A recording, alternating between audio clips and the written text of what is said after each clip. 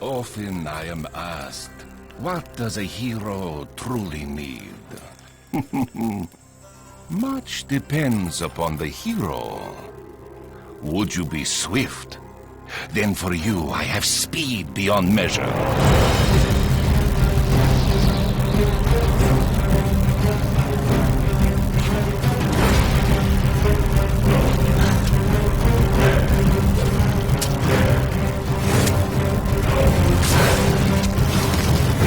Would you be strong? Then I can grant you the might to overpower any foe.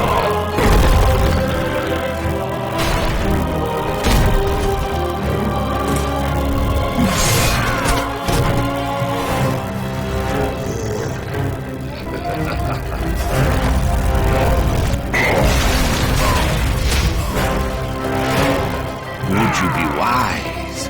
Then come closer and I will unlock your inner cunning.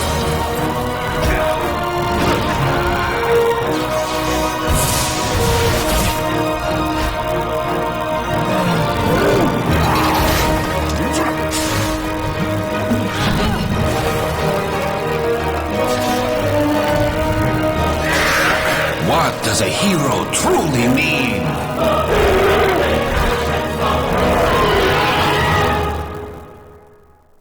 That is for you to decide.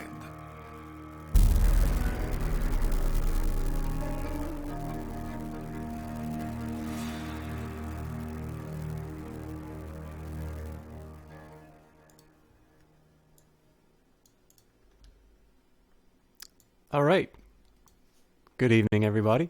Let me get my Steam out of the way. I'm sadly not so good at great transitions, but a very healthy turnout for a late stream on a Sunday, so thank you, everybody, for doing that. I will be trying to do a giveaway later tonight as a bit of a thank you for enduring some of the new Dota 2 content.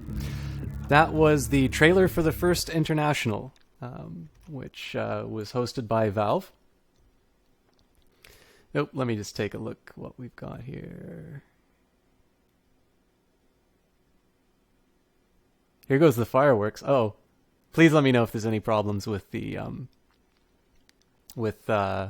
any audio or anything like that. But All creation. oop, there we go. Let me sorry, I've got to sort out the video so I make sure that I don't drop too many frames during the broadcast. So basically, that was how Valve advertised the first International. And the International 3 sort of formed the basis of my interest in this game. Oh, Victoria Day. Gotcha. So I talked about when I was trying out these... I thought Victoria Day was tomorrow, Freighter 5, my bad. So basically, I talked a little bit about this on the trial run that I did of the Dota 2 content, but basically, my primary interest in Dota 2 really came from seeing the finals in the International 3, which went to a Game 5 between Alliance and Na'Vi, which at the time were basically the two best teams in the world, and it was, an absolutely fantastic game. It's something to get really excited about. The International 5 is upon us. There have been some really interesting developments in terms of what teams are doing well on the eve of the International. In my opinion, it promises to be a really good series. And so, for a while, I'd sort of been intending to do a few things in terms of bringing people up to speed on Dota 2, maybe some existing fans to tell them some things they didn't know about the game, or at least get them to think about it in an interesting new way. So what we're going to be doing tonight is sort of the first complete teardown of Dota 2. This means that it's going to be a very long on talk kind of a cast, and there's not going to be a lot of action for the first part of it. Part of the reasons why I want to do a giveaway at the end of the talking part, just as a bit of a thank you to you good people for enduring it. So what I'm going to basically do is start off in a local lobby. And the purpose of this first sort of episode of it is going to be an analysis of what Dota is as a game and, talk very lightly about the history. That does mean that there's going to be a little bit of a repeat on the dry run that I did on some of this. But this is going to be entirely what are the components that go into a Dota 2 game how do you form the basis of a strategy? And what that should do, if it's worked properly, is it's going to give people, one, a foundation for strategies that they would employ in the game.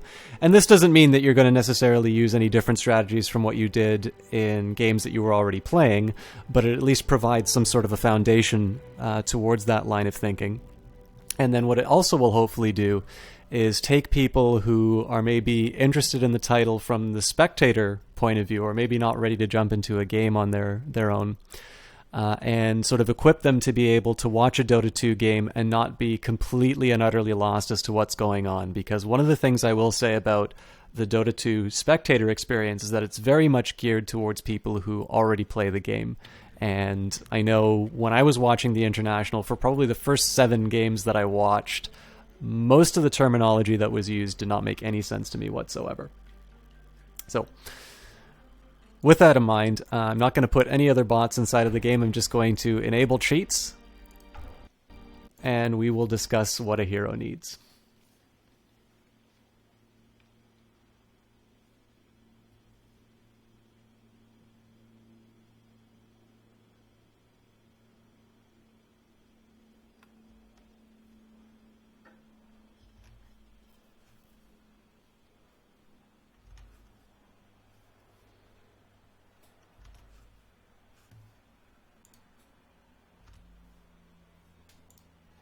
I will caution, I know a very common tendency on the part of casters will be to disable any special icons, to remove the weather effects, and any special announcers. I am not a professional caster, and so you are going to enjoy the Stanley Parable announcer pack, and it looks like it's the Summer 3 cursor pack that came up on random. So I'm not actually going to discuss any of these heroes at the start, but I will pick Rubik as our introduction. So, first thing that we're going to talk about is what Dota 2 is. Let me just take a second here. I actually prepared notes for this stream so I can make sure that I'm on track. You'll most commonly hear Dota 2 referred to as a MOBA. There's another term for these types of games called ARTS, which is starting to fall out of fashion a little bit. But the origins, I think both terms actually don't do a very good job of encapsulating the genre. I think MOBA is a little bit more appropriate to the way that the genre has been developing. And Total Biscuit has actually talked a little bit about this. He thinks MOBA is a stupid title, and he's sort of waiting for the genre to develop its own name. Sort of the way that the analogy that he makes is that once upon a time, everything was called a Doom clone until the day that we started calling them first-person shooters. Now, I think it's entirely possible that the MOBA title will actually stay, and I don't necessarily have any problems with it.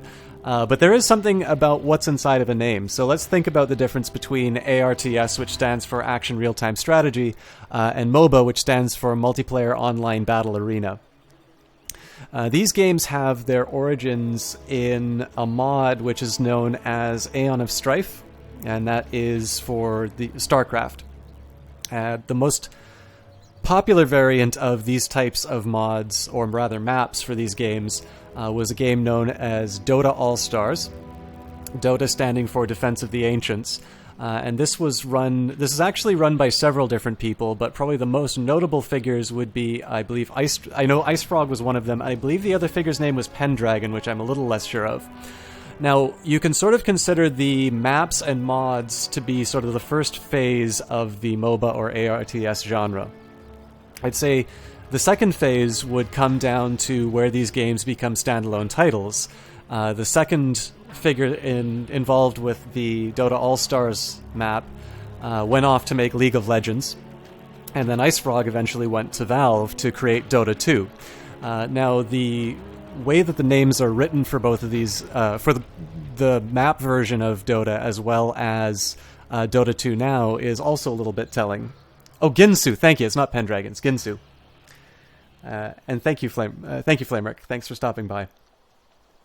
So, it's worth mentioning that in the original title, Dota stood for Defense of the Ancients, which would mean a capital D and a capital A at the end, whereas the current form, Dota, is written capital D, lowercase OTA2. So Dota is actually just the term on its own. It doesn't necessarily stand for Defense of the Ancients, although it's certainly stuck in terms of the way that people talk about it, probably most notably with the player Curtis Ling, also known as AUI 2000, having a special done on him on the CBC, which referred to him as a defender of the ancients.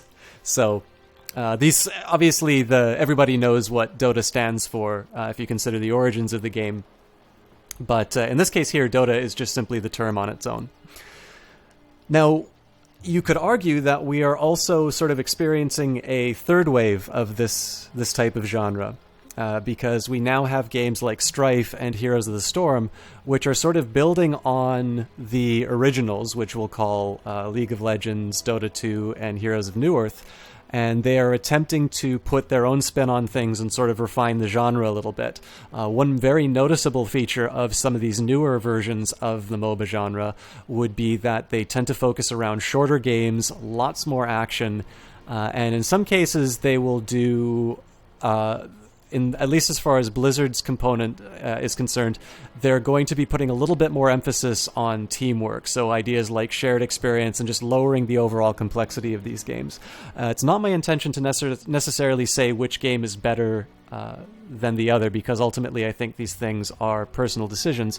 But there are some rather telling differences between the games. For instance, I think League of Legends tends to be very focused around certain types of skill shots, whereas Dota 2's complexity, to my mind, lends itself a little bit more towards a strategic type of thinking.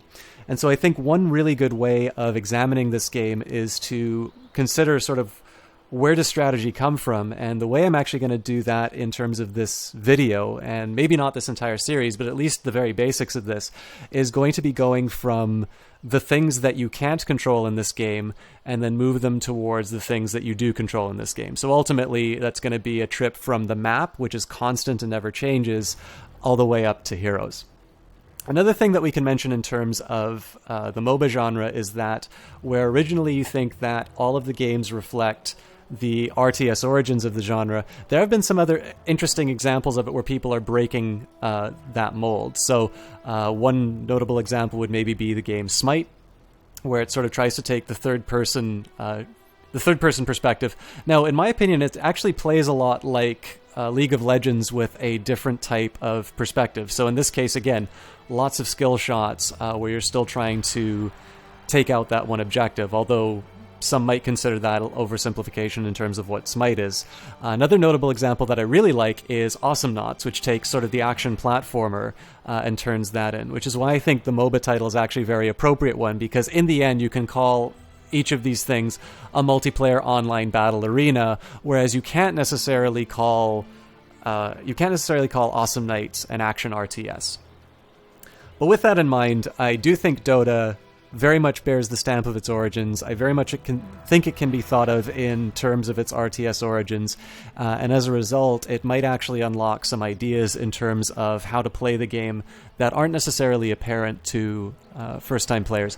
In fact, we're kind of at this very interesting point now where if you play Warcraft 3, you can sort of rely on somebody to have some fairly decent micro skills, that they're able to control multiple units on a battlefield and sort of be aware of their presence, to now, with MOBAs being the dominant genre, it's quite common to have people sort of shy away from heroes like Meepo or Lone Druid, which involve the control of more than one hero, simply because so much effort has been put in these games where you only control one component of the battlefield, and it's quote-unquote weird to play these other types of heroes which have multiple units. So one thing that you can sort of think about, I'll start in terms of the differences between an RTS game and a Dota-style game or a MOBA game. You don't have total control over the map. What you do instead is you control one component of a battlefield, and basically 1 of 10, 5 for each team. And what you do instead is you influence this battle through the actions that you take over the course of the game. The map is constant, and basically the variables of the gameplay are what change. So, no. I need to remember too, I'll maybe comment, there's going to be a couple of moments where the map goes silent. There's I don't know if it's a glitch in OBS or just something that I need to get used to, but every time I move my mouse to the far right, the game will effectively freeze. So I'm going to try and do my best to control using the middle mouse button, but occasionally I forget, and I'm going to cause those gaps. So quality is still not where it should be, but I believe the stutter should be resolved. So I'm going to unpause, and I'm just going to enable a couple of cheats.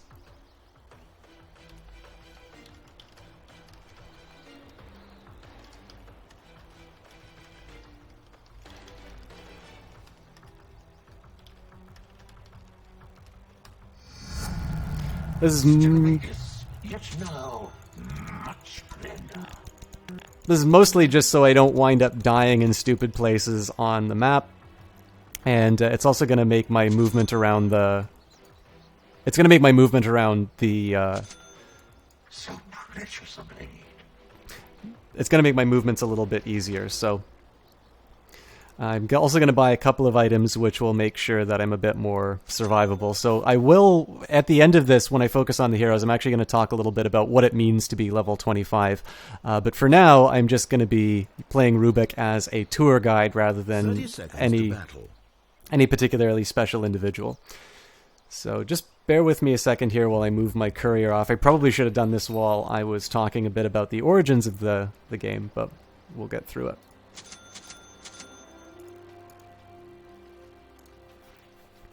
These are just so I can walk by towers without worrying too much. I don't necessarily think it should be a problem, but... Begin the digital sports. What a test this shall be. Sorry, let me... There are things spawning that shouldn't be.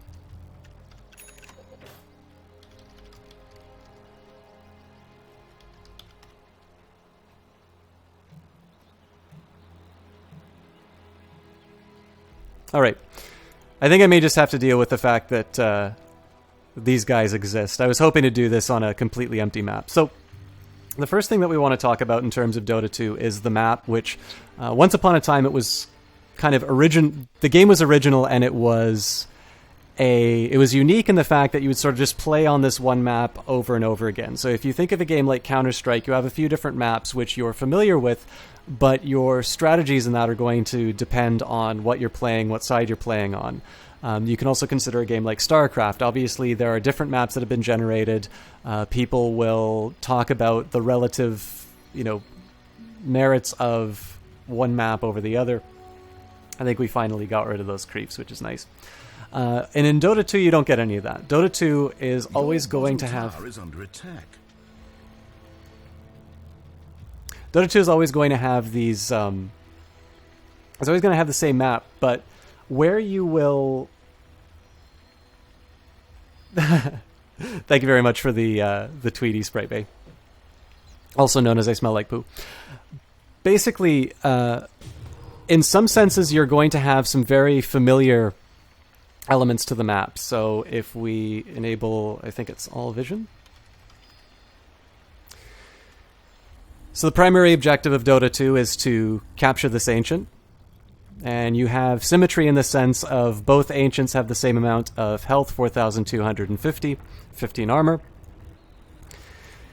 And the ancient is ultimately protected by 3 lanes of turrets. You'll also notice that the turrets become relatively stronger the closer that you get to the ancient. And so the first one has 1,300 health, and its attack is 110. If you consider the third tower in a lane, 152 attack, more armor, 1,600 health. And then each ancient is also defended by 2 further towers, which are comparable to their tier 3 counterparts. So in the very broad sense, you have symmetry in the sense that you've got 3 towers defending 3 lanes, and a comparable number of buildings on each side. What isn't comparable, though, are the different paths that you can take throughout the map, and in the end, that becomes the very beginning of your strategy. Some of the things that you'll want to consider are, where do where do I think I'm going to have the most impact? Where am I going to influence the battle? At the moment here, we've disabled creeps and things like that for the very reason that we want to be thinking about the game in each of its own individual components. So let's start by looking at the similarities and the differences. In addition to the 3 lanes, we've got a shopkeeper that's in each base. There is a side shop which has a limited number of items. So this is what's available in the side shop. This is what's available for the shopkeeper. You actually have 2 pages worth of them. And then each map also has a secret shop. Both of these are also somewhat similar. You'll notice that there's this long lane on the Radiant side, or the green side, where there's the secret shop. And likewise, the Dire on this long lane is going to have their secret shop. The items are also the same. After that, the differences become rather substantial. So one of the reasons why I enabled WTF mode is so I can take advantage of the blink dagger. Unfortunately, my movement's not as fast as it could be just because of these,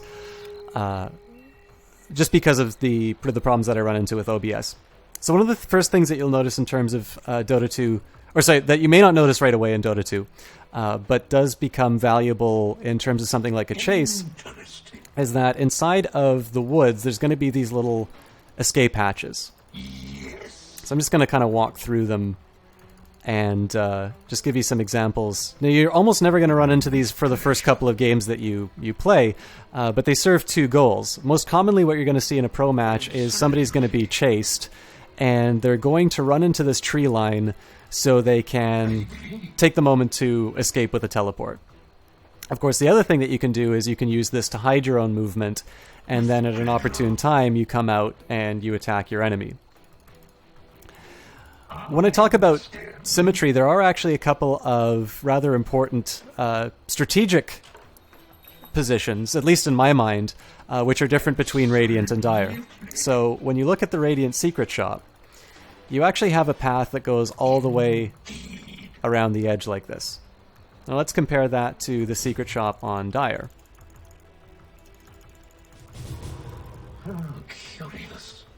For those of you who are brand new to this game, this is not actually something you can do in the normal game. The enable cheats has become...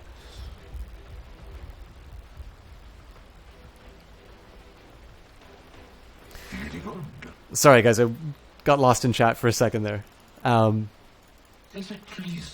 So what we have... Yeah, I was going to say, I actually just got a wonderful tweet about how well-spoken I am from I Smell Like Poo, and then all of a sudden I get a little bit lost on my script. This is actually one of the first times I've tried to write down some notes in terms of a Dota 2 cast, so I'm going to be a little unnatural in terms of the dialogue while I navigate that. But we were talking about some of the similarities and differences between the maps. So notice that there was sort of this ready escape path in the Radiant side shop. Notice that there's really no comparison to that in Dire.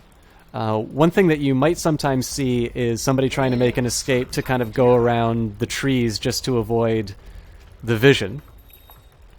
But that's not exactly what...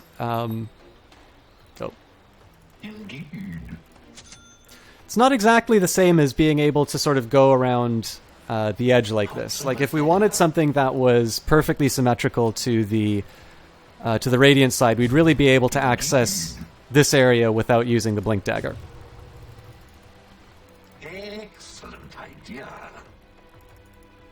There are, however, some comparable sort of hiding spots inside of the Dire jungle. This one sort of has I think a fairly obvious analogy to the area that I was looking at here.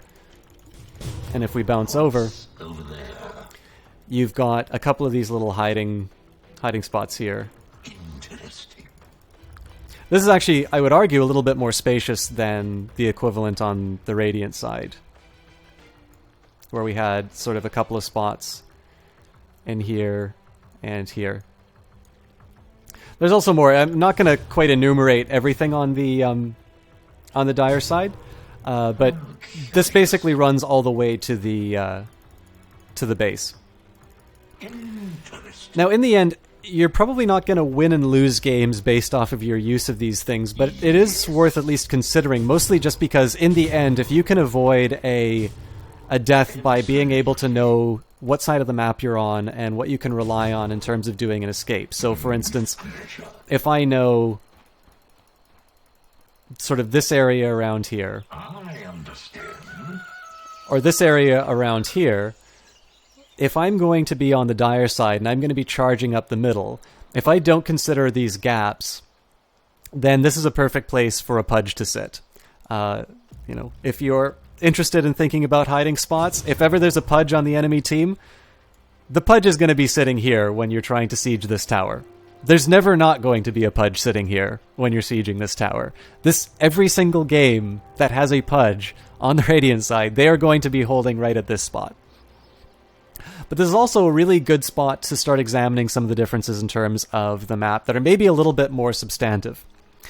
So let's consider the Tier 2 tower in what's known as the safe lane.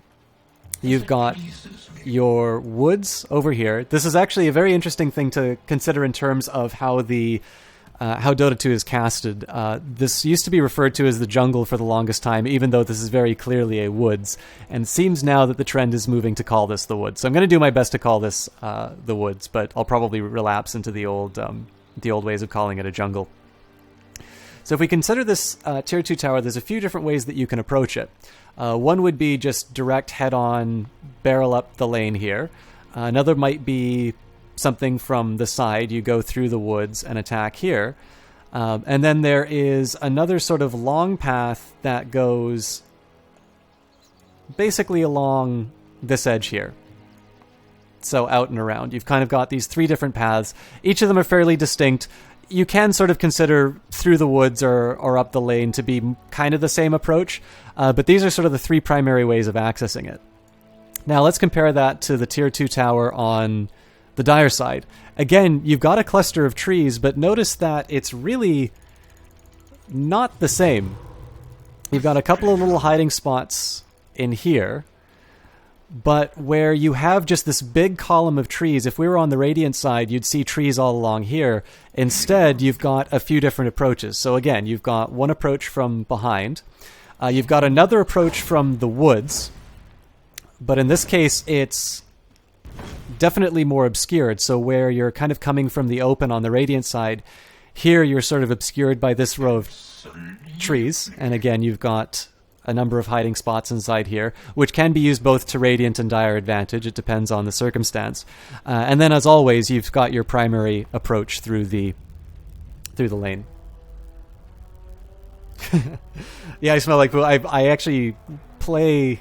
I don't play as much as I would like, but I think this is a really interesting game to analyze. So I appreciate that sometimes conversation about things like the map can tend to be quite boring, but the idea here is to sort of consider some of the similarities and differences, because in the end, once we get past this, and once we start talking about creeps, we're actually going to be able to discuss what these do in terms of strategy. So again, the key about this is that nobody is really going to say, oh, that game was won because he knew to go around this tree, or he knew to cut down this tree and look for his enemy in that position. But on the margin, it is actually going to make a difference. Every time that you can prevent a death, or every time that you can think a little bit better about a strategic position that you find yourself in, is basically going to enable you to understand games better. And the more Dota 2 that you watch, you're actually going to start noticing more players taking advantage of this. So if you watch a game from a player perspective, you're going to see somebody attacking a tower. So, you know, this isn't going to do any damage because it's here. But I'll say that I'm laying siege to this tower, and you'll see all of a sudden there's no enemies on the map. Inevitably, you're going to see one of the players go into one of these areas. And it's because once the enemy goes off the map, you can think, well, maybe they're doing something that's to my advantage, or you can say, oh my god, I don't see anybody, they're coming to kill me.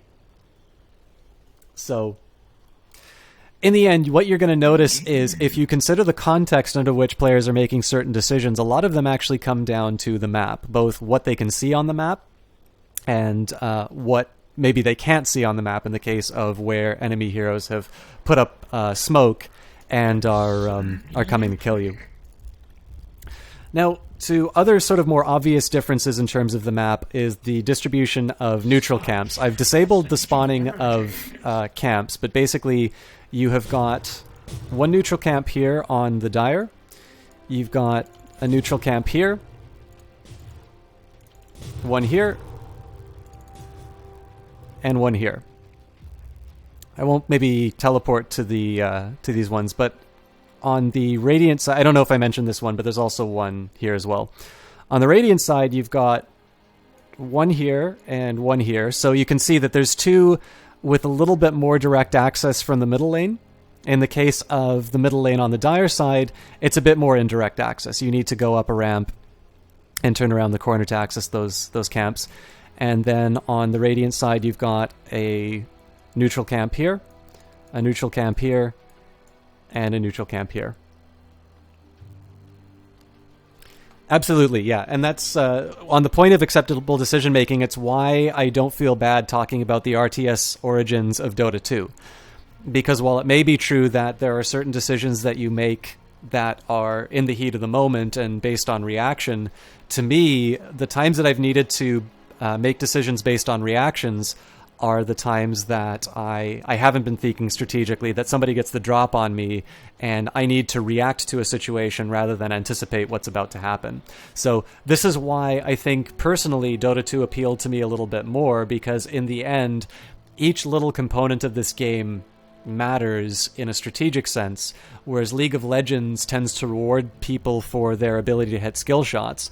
Now, again, it's not that Dota 2 isn't without skill shots, and it's not that League of Legends is without strategy, but I think Dota 2 tends to reward the kinds of things that I find a little bit more appealing, whereas League of Legends is focused on a set of things which, you know, I like. I mean, I like playing games like Counter-Strike, which obviously is a little bit more reaction-based.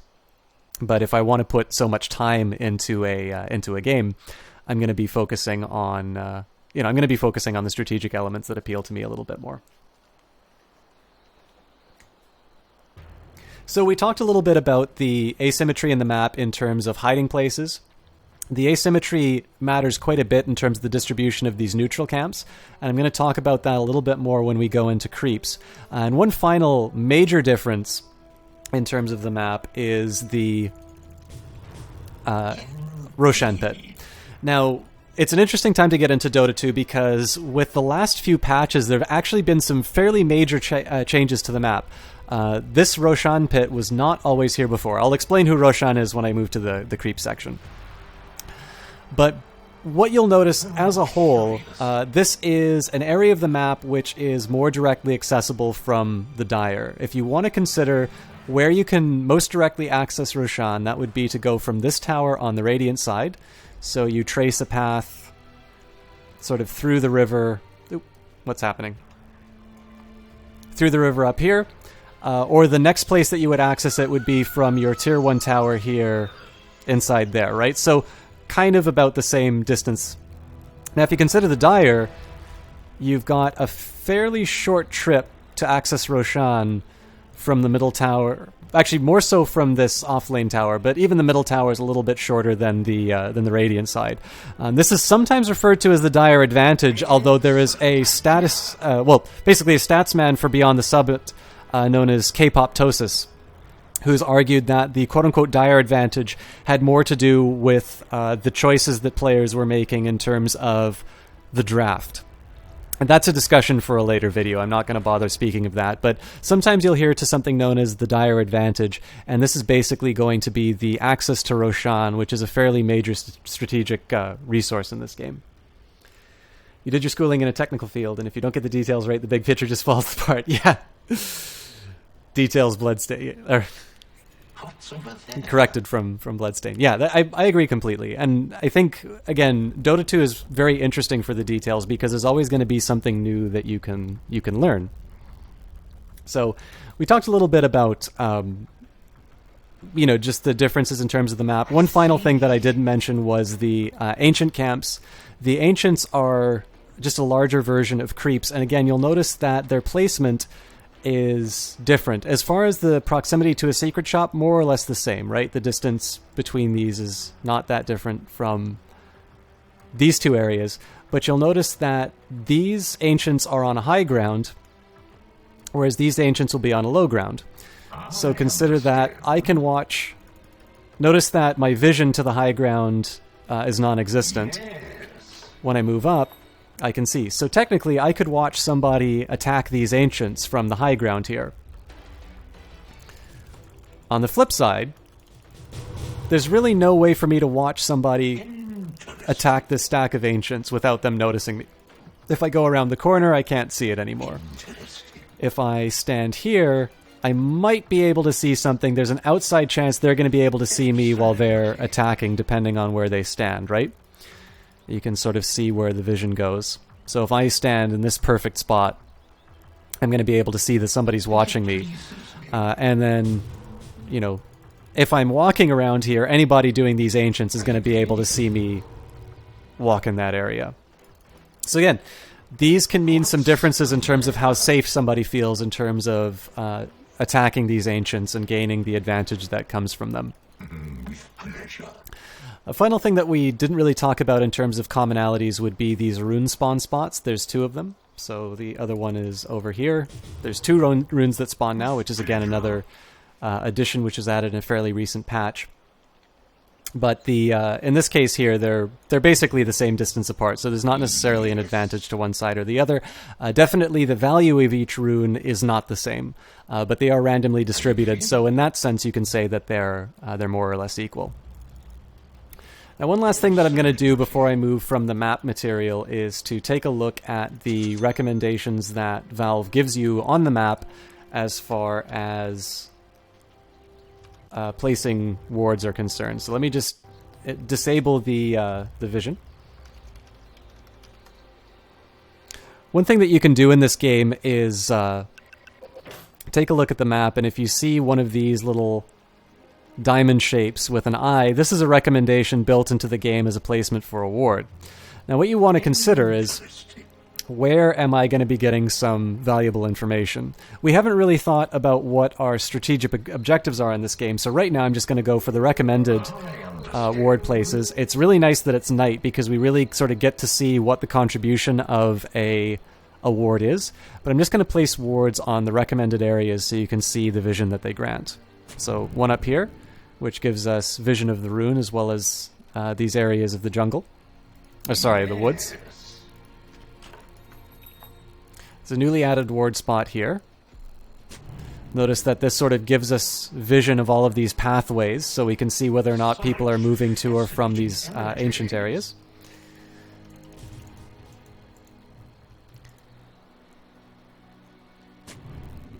Vision on this cliff will give you sort of access to this area here, the one where I said there's always going to be a pudge hiding. Not so much substantive vision regarding defense of this tier 2 tower. It'd be, obviously if you know that this is a very common warding spot, it'd be very foolish to have your team hang out here because you're going to betray exactly how many people are going to be defending this tower. So if you want to do your own defense, you're a little bit more likely to remain, to have your numbers hidden if you stay in this area here. Likewise, if you think there's going to be a ward here, keeping all of your allies at this point is going to tell your enemy exactly where you're hanging out. The last recommended spot on the Radiant side is right here, and you can sort of see that it serves some similar purposes to this ward spot right here. It gives you vision of the rune. This also has an advantage in the sense that you can see whether or not people are entering into this Roshan pit, which we covered was a strategic point. Curious. I don't want to call it a strategic resource because it does actually hurt you, but Is it me? Not yet. Ooh, Pretty good. I forgot that the blink dagger gets disabled if he hits me, so this spot up here, notice it doesn't give you vision of the Roshan pit. I should have killed this ward before I brought it in. But you can take a look at this green circle. So this is also going to give you a little bit of vision whether or not people are entering into the Roshan pit. Another thing that it does is it gives you this really nice vision in this side pathway to the tower. So Again, this will tell you whether or not somebody's either trying to escape along these lines or whether or not somebody's going to try and get the drop on you. Let's say I thought it was safe to start attacking this tower, and somebody was just waiting off to the side, we'll say maybe a Sand King or something like that. They can very easily go around the edge and get the drop on me.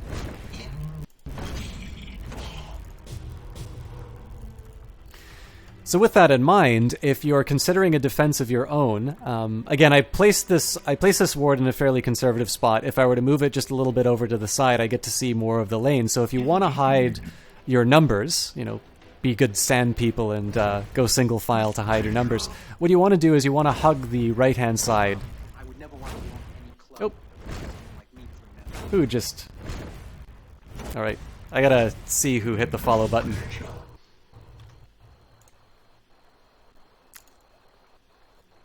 Flamerk, thank you very much for following. This is a bit of an unconventional stream for us, but I'm really happy that you were interested enough to hit that follow button. I really appreciate it.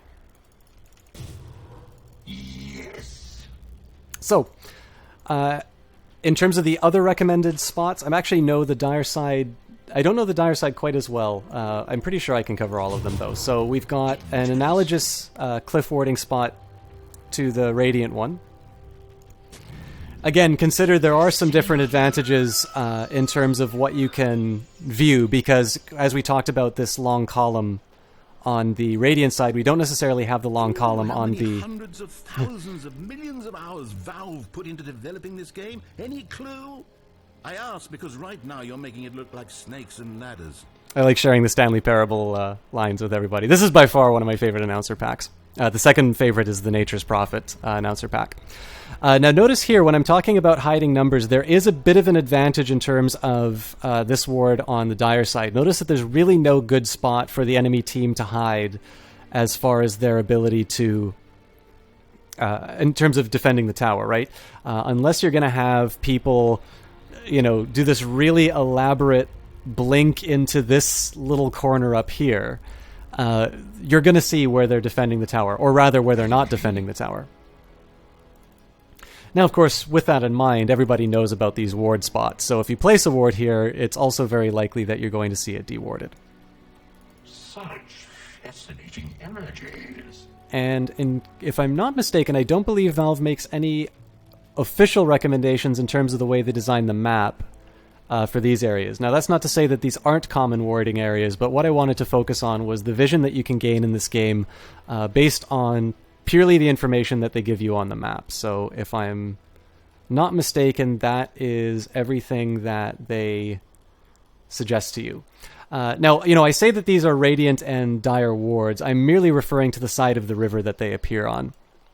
Clearly, there is an advantage to Dire players putting a ward here if they want a bit of an idea of the activity that's going to be happening in this region. I'd argue there's actually a better place to put that ward, but again, I'm going purely based on these recommendations. Oh, you know what? There's one important one that I forgot.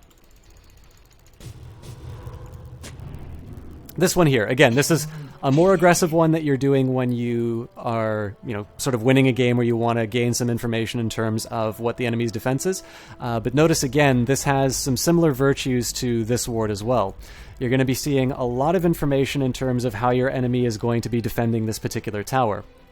Of course, another advantage on the Dire side would be, let's say that there was a failed attack on a tower. A Dire ward here is going to give them all of the vision of this tree line. This is usually a fantastic place for you to do a daring escape, especially if you have a blink dagger, you run inside here and all of a sudden do one of these. You could be here, or alternatively, you could have also blinked into this area. Now, if you have this ward up, you can see everything in this area and you know what decision to make. But if you run into or you blink into this area, you might actually get yourself enough time to do a teleport home. So let me just bring up my notes again. I believe that sort of covered everything that I wanted to say about the map. We talked, again, mostly about the differences in terms of the two maps.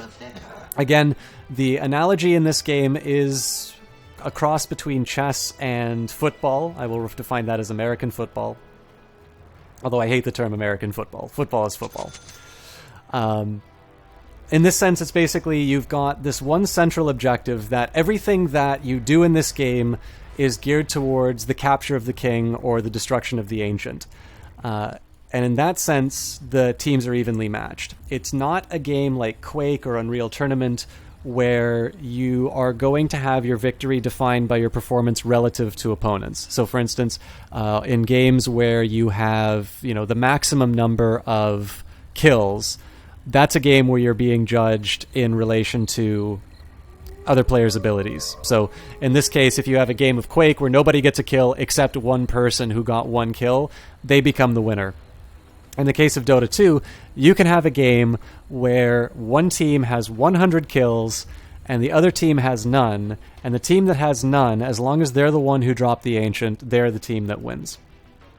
And so, in terms of discussing the map, it isn't just trivial. It isn't just a chance for me to pad as much as I can of this video.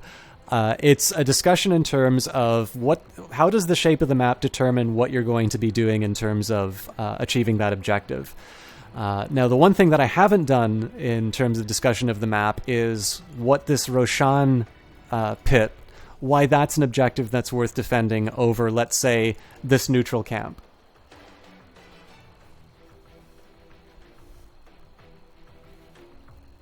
A game where your performance depends on how everyone else does. The Gaussian curve determines all of our fates. Yeah, you're talking to an econ student. I think that's a fair point. I suppose Quake is graded on a curve. But yeah, in terms of this, I haven't really talked about the relative value of some of these different objectives, but I do think it's important to recognize where the map is different and how you can leverage these particular components to your advantage. Now, we're normally we're just getting close to the 1 hour mark. Because this is going to be a talking primary stream, and because in the end this is a teardown of Dota 2, I'm going to just power through not power through it. It's going to be a long, talky kind of stream, but there will be some gameplay and a giveaway to make up for that. I'm going to get through the dialogue first. We will actually do a live game at some point. Not a live as in like playing online, but maybe I'll put up one of my replays or something like that. We can discuss what the introduction was about in the light of that replay. But I'm basically going to get through the talking part first, then I'll do the giveaway and take a small break, and then we can move on to that. So we've sort of got the first part of our strategy done. We've sort of talked about what the objective of the game is. We've talked about how the map is going to determine sort of the shape of the engagement. And we want to start adding the next element of the next part of our strategy, which is going to be creeps. Now, again, we talked about how the structure of this analysis was going to be taking the things that we can control, the things that we can't control, and move up to the things that we can. So again, creeps are autonomous units. We don't have direct control over them except in some very rare circumstances, which I will actually show you. But in this case, this is going to be something that we have a little bit more influence over as far as the outcome of the game is concerned. And in the end, it turns out that allied and enemy creeps are actually going to determine victory for us almost equally. So what I'm going to do here is I'm just going to walk over to one of these towers, and I don't think I'll enable creeps, but I'll at least spawn a batch. So I'm going to spawn a batch of neutral creeps and a batch of regular creeps. Actually, you know what? I think I will enable the creep spawn just because I'm going to need a few batches of them.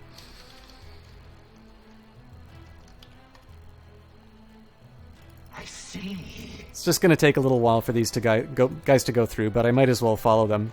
They spawn at the barracks over here, and they're just going to run up their lanes like happy little lemmings. And in each lane, they're going to have an equilibrium point. The middle lane is probably the most obvious in terms of how things work. They're going to engage right in the center of the map.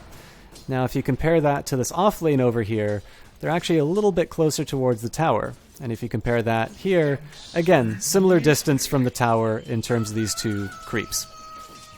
Now, depending on how they actually engage, it's not always going to be a perfect encounter. Bring a little excitement back to the game. How about you kill your own courier? Yeah, that would really spice things up. Depending on how the creeps actually wind up engaging each other, there's going to be a little bit of a difference in terms of how these two groups sort of get together, you'll notice that this wave is pushing a little bit, as is this wave. Now, this is where influence becomes part of the game. Right now I'm just hanging out and I'm soaking up some experience.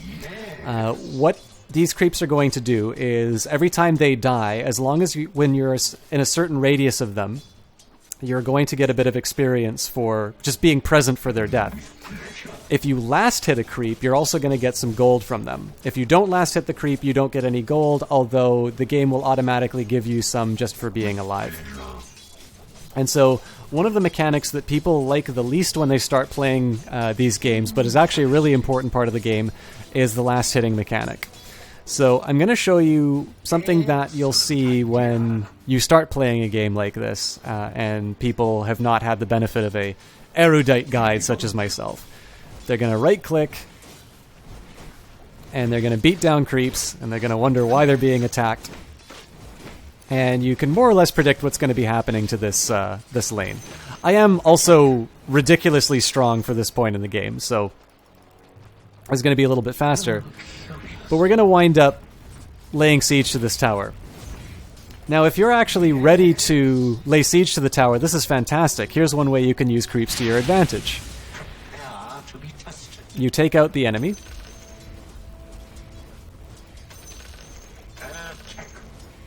Again, you can hear the gold sound as I'm getting the last hits on these creeps. Stop attacking me. And now these creeps are soaking up the damage from the tower, leaving me free to do some attacks on the tower here. If I keep attacking it, eventually the tower is going to switch to me. But we successfully take it down. The enemy's bottom tower. That's the ideal use of creeps offensively. But chances are what's going to happen, if you just auto-attack creeps like this, you're going to wind up pushing the lane, and the enemy is not going to sit by and just let you take the tower. What's going to happen instead is they're going to be within range of the creeps dying. They're going to be protected by their tower, and so what you've indirectly done is given them this nice boatload of experience.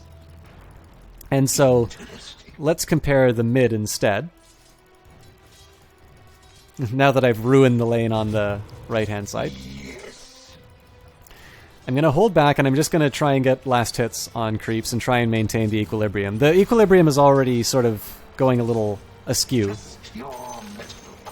But in this case here, you want to basically be able to get one last hit on each creep. And if you can, you also want to be able to get last hits on your own creeps to prevent the enemy from getting that gold. Also, if you deny a creep, sort of messed that one up. If you score the last hit on your own creep, which is indicated by that exclamation mark, there's also less experience that your enemy gets. So, generally, if you have to choose between denying a creep and getting a last hit, you want to get the last hit just so you can get the gold. But it is, again, when we're talking about strategic objectives, this is a situation where your hero is going to become stronger than your enemy based on the ability to successfully last hit. And if you can deny your enemy, you're affecting that gap in two ways. You're strengthening yourself, but you're also keeping your enemy weaker than what they normally would have been. Now, you'll notice I haven't done a fantastic job of maintaining the equilibrium here, but because I was only doing last hits on my creeps, I didn't cause them to rush the tower. And in fact, if I just focus on denying my own creeps here, you're going to notice that this is actually going to start pushing more towards my tower. Killing your own men and swooping in to finish off already wounded enemies. Exactly. This is what this game is all about.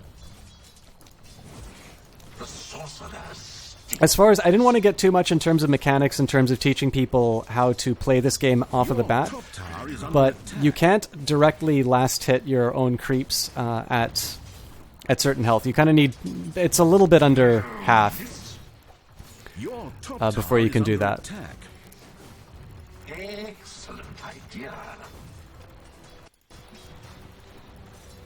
I also apparently don't know my own strength. I'm finding it very difficult to get things going on my own side. I'll give this 2 more waves worth, and then I'll talk about what I wanted to in the in case. The Dahlia send their regards. Oh my goodness, Bloody Grundle, Renaissance Jack, all 12 viewers from Dahlia's host. Thank you very much for stopping by. I'm System Shock. We're doing something a little bit different this time. I'm actually going to be trying to do a full sort of teardown of Dota 2, sort of talk a little bit about how it works, how strategies are formed inside of the game. We talked about the differences on the map between the Radiant side and the Dire side, and I'm talking now about creeps. Currently I'm talking about allied and enemy creeps, and the idea of last hitting and creep equilibrium. So notice what's happened here. We've made it so that the enemy creeps are moving behind the tower. Now, even if I don't last hit all of these creeps, it's very unlikely that the enemy is going to be able to attack me from here. And so I just get to sit here and suck up all of this experience from the enemy team. Now, in reality, what I'm going to want to do is time my last hits to make sure that I'm able to get that gold. Oh, Jaspoo, I'm so sorry. Such fascinating energies. I didn't even. I don't even know why I missed it. I think it was probably trying to last hit something before I said your name. Jaspoo, thank you very much for coming in. And in fact, being here at the very beginning of the cast. Your bottom tower is under attack. All right, this is going to make a terrible VOD at the end, I think. But Your bottom tower is under attack. I think I'm going to turn off the announcer volume for a little bit, just so I don't need to worry about the... Bottom tower being attacked. Can I even do that? Absolutely. Maybe I'll just disable the creep spawns again. So, I think one of the problems that I run into when I'm actually trying to do the last hitting is my dialogue definitely suffers. But there's 2 ways in which the creeps can be thought of as a resource, which is, you have to go to bed now, work in the morning, you're already following Dochok, so you'll be back. Thanks a lot for stopping by, Renaissance Jack. Olini, thank you so much for saying that you're learning so much. I always am very curious about casts like this, just because I don't know how much of it is just too much repetition for people who are already in the know, but I sort of designed my program, and I want to try and stick to it, however sidetracked I get on these things. So, I think what we need right now is a bit of music to bring back the mood. all right. I'll endure the Stanley Parable's mockery of my slowness during this game. Yeah, the Stanley Parable is the finest announcer pack, in my opinion, especially for music like this. So, if we want to consider creeps as resources, its primary resource is in the form of experience, because that requires literally no skill to obtain. You just need to hang out close enough to be able to get that, to get the experience from being in range, and you're golden.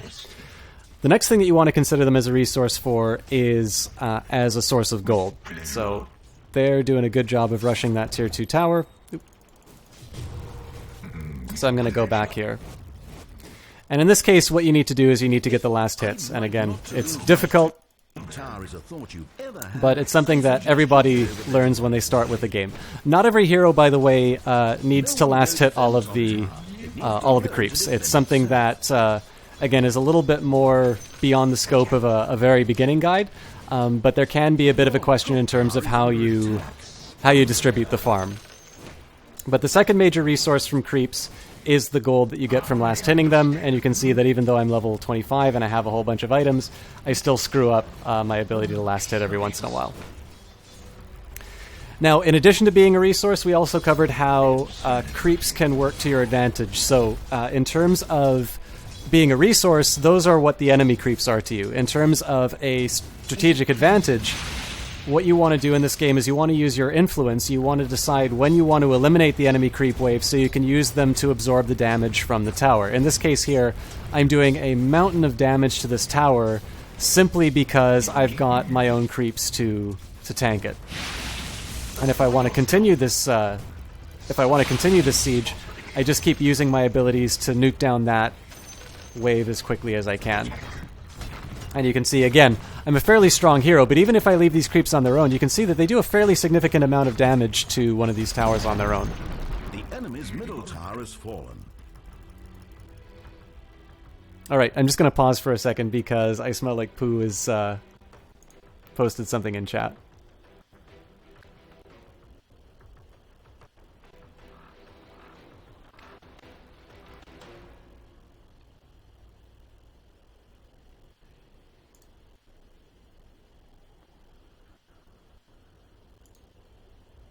It's taking a long time to load. I smell like Pooh, so I'll get back to it when I can. Oh, Dick Jane.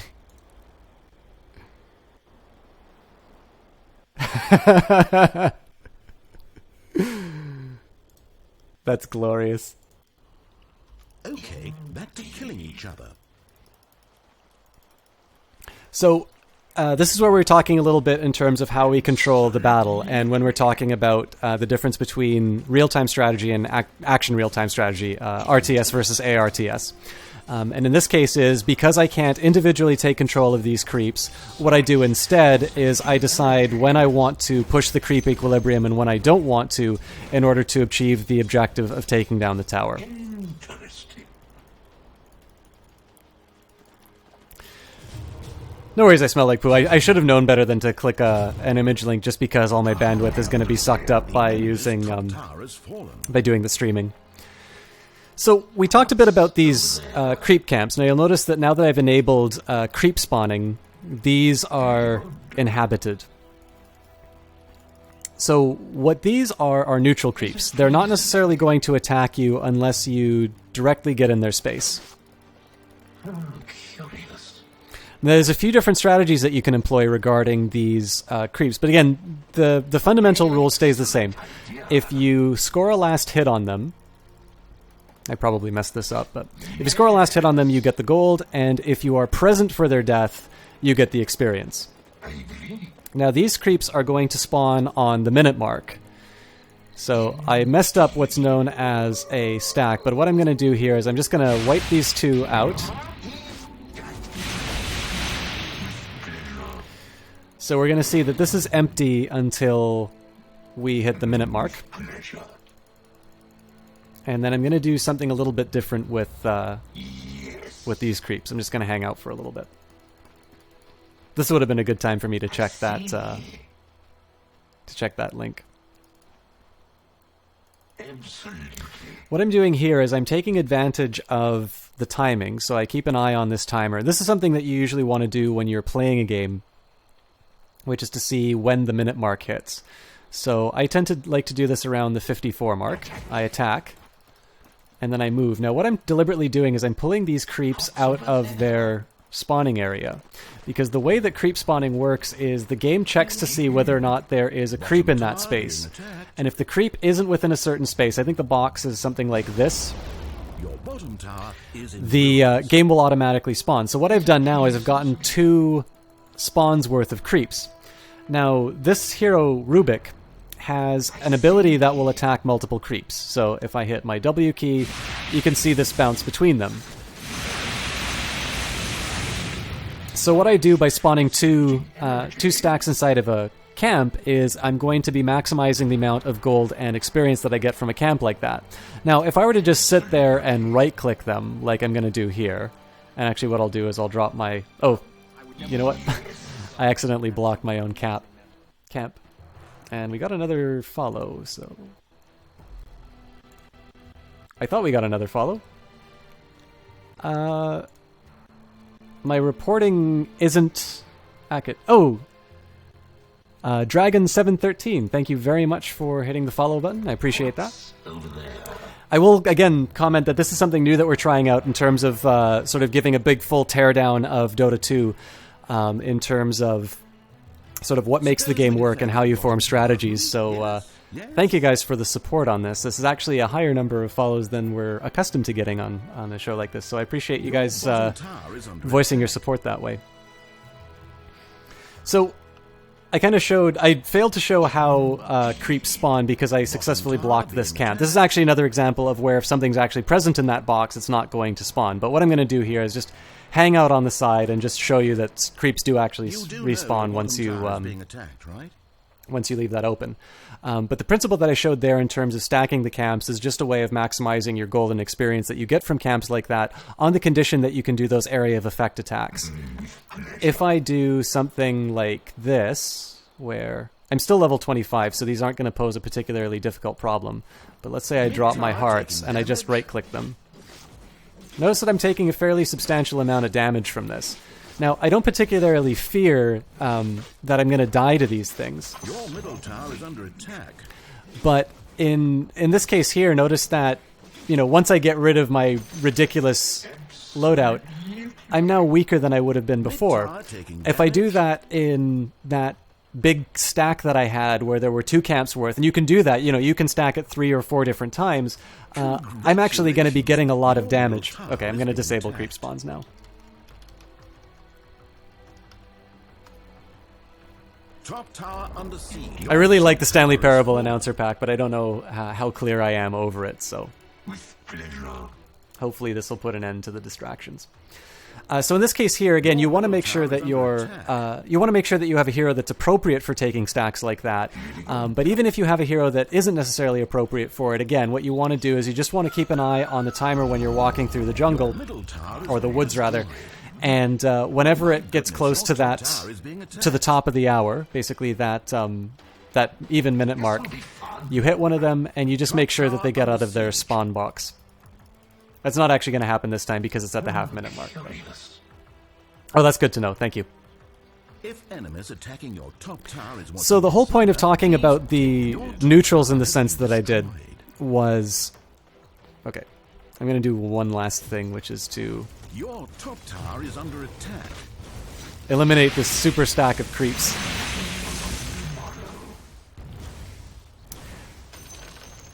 Not much I can do about my creeps over here, but they should die on their own accord.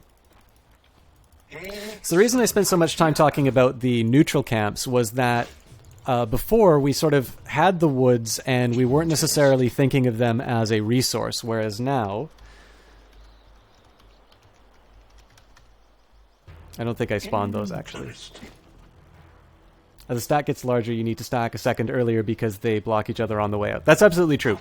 So what Dragon713 is talking about is that when you do your stacks, I kind of gave a general principle of the 54-second mark, but as the stack gets larger, of course, you're going to have a bigger train following you out, and so you do actually need to adjust your timings. There's actually one other trick that I'll show as far as the spawns that are concerned, which is harder to time, but it's still an interesting one. What I should actually do is get myself a pack of tangos so I can show that. Or maybe I'll just get a quelling blade instead, make it a little bit easier. But yeah, so what Dragon mentioned in chat is absolutely right, that the timing that I gave is not a... It's not a hard and fast rule, because the circumstance is actually going to influence what you... when you need to do a stack like that. Also, the positioning is a little bit of a matter. So, for instance, I find, for whatever reason, anytime that I'm playing... I usually play quite a bit of support. Every time I try to stack this camp, I always screw it up. I never seem to be able to stack this camp properly. So, take that as you will. Now, the reason why I want to talk quite a bit about the neutral camp is because we were talking a bit about the differences of the two sides of the map, and we had the woods as something that could be a strategic advantage, but we never really articulated why. And now that we've talked about the fact that enemy creeps will be giving you a source of golden experience, and now these neutral camps are going to be a source of golden experience, we now need to think about the fact that we've got 3 lanes, which are in some fairly questionable states right now. We've obviously eliminated quite a few of these towers. But you've got 3 different lanes, and you've got 5 different heroes. And so the question that you need to ask yourself is, how are we going to distribute these finite resources amongst these 5 different heroes? Now, I'm not at the point where we're going to be discussing heroes yet, but we can. This is where we start thinking about what the shape of the map, or how the shape of the map affects the way we make strategic decisions. Because what I seem to notice in games like League of Legends, which I need to stress I am by no means an expert on. I've played a total of 3 League games in my life. But it seems to me that there's a fairly fixed pattern in terms of where people go. It seems like it's a given that there's going to be one person who is running around the woods or the jungle collecting golden experience from camps. That's not always guaranteed in a Dota 2 game. It could be that you say it's like, okay, well, we've got all of this gold and experience sitting in the woods, unused, so let's have one hero just dedicated to that, collecting as much as they can. Now that means that you have 3 lanes that you're dividing amongst 4 different heroes. In League, it's 1-1-2 with a jungler always. Okay, cool. It seemed to be that was the convention, but I've never I haven't played enough to know that this is true. Like if you were playing a regular pub game of Dota 2, the first time that I was playing, it was always the case that people would be like 2 in the side lanes and 1 in the middle. But again, this is a little bit more detail than we necessarily need to talk about in a world where we've only explored the map and the creeps. So the first decision that you make is whether or not you want to have somebody dedicated to the woods. There are some heroes that are more or less born to live inside the woods, and there are some heroes who absolutely should not be doing this at all. Like if I wasn't loaded up with items, and if I wasn't completely, over-leveled for all of these different areas, this is a hero who would be very bad at starting off and being a dedicated jungler or a hero that's dedicated towards getting golden experience inside of the woods. The other determinations that you need to make is that if I have a character who's now dedicated to gaining golden experience inside here, that's fine, but if the enemy decides to put their teammates in all of the lanes, that means that one of the lanes is potentially at a disadvantage in terms of sheer numbers. One of the things I didn't talk about in terms of how experience works in this game is that it's evenly divided amongst people who are in experience range. So that means if you've got 2 people inside of a lane, they are going to split that experience evenly.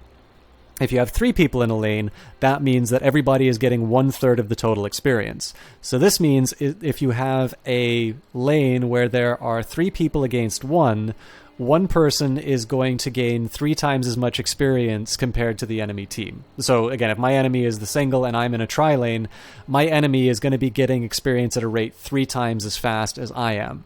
Now, we have an advantage in numbers. So what we want to do is we want to exploit that advantage in numbers before the difference in experience becomes too great. Again, this is a bit more of a hero discussion, so I'm not going to talk about all of the finer points in terms of why you would choose a particular lane composition, but this is all of a sudden where the combination of the shape of the map and the resources that you have at your disposal are going to start dictating your strategies. What's very common to see in a professional game would be one hero in what's known as the off lane. So this is the off lane for Radiant, and this is the off lane for Dire. And then you're going to have either 3 people in the safe lane or 1 dedicated jungler, and then 1 person in the mid. So in terms of what we know about the game, why would that composition make sense for pro games? Obviously, these are people who make a living playing this game, and so clearly if there was a better way of doing things, they would employ that more often.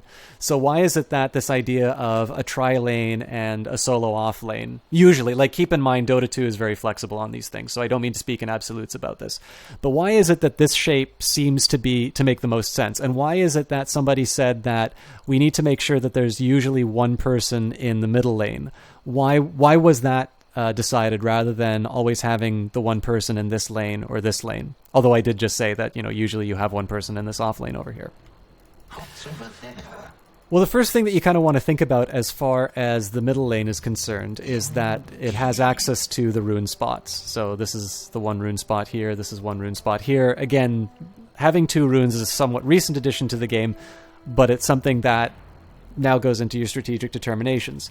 So this is a readily accessible area in terms of gaining access to these resources that can give you a certain advantage. Another nice thing about the middle lane is that it's generally pretty safe. So if somebody wants to attack me without invisibility, they need to come from here, or they need to come from the side here, or in very rare circumstances, they're going to come up and around. So just consider me standing on this high ground over here, I basically see anything coming. So, the extent of my vision here, I can basically see the approach from the ramp. And again, the rare case of somebody coming up and from behind is the one where I have the least vision. Now, normally you have a tower sitting here, so as soon as you see that there's trouble, you can go to a safe position and sort of hug your tower. And if things get really bad, you can just keep going back to your tier 2.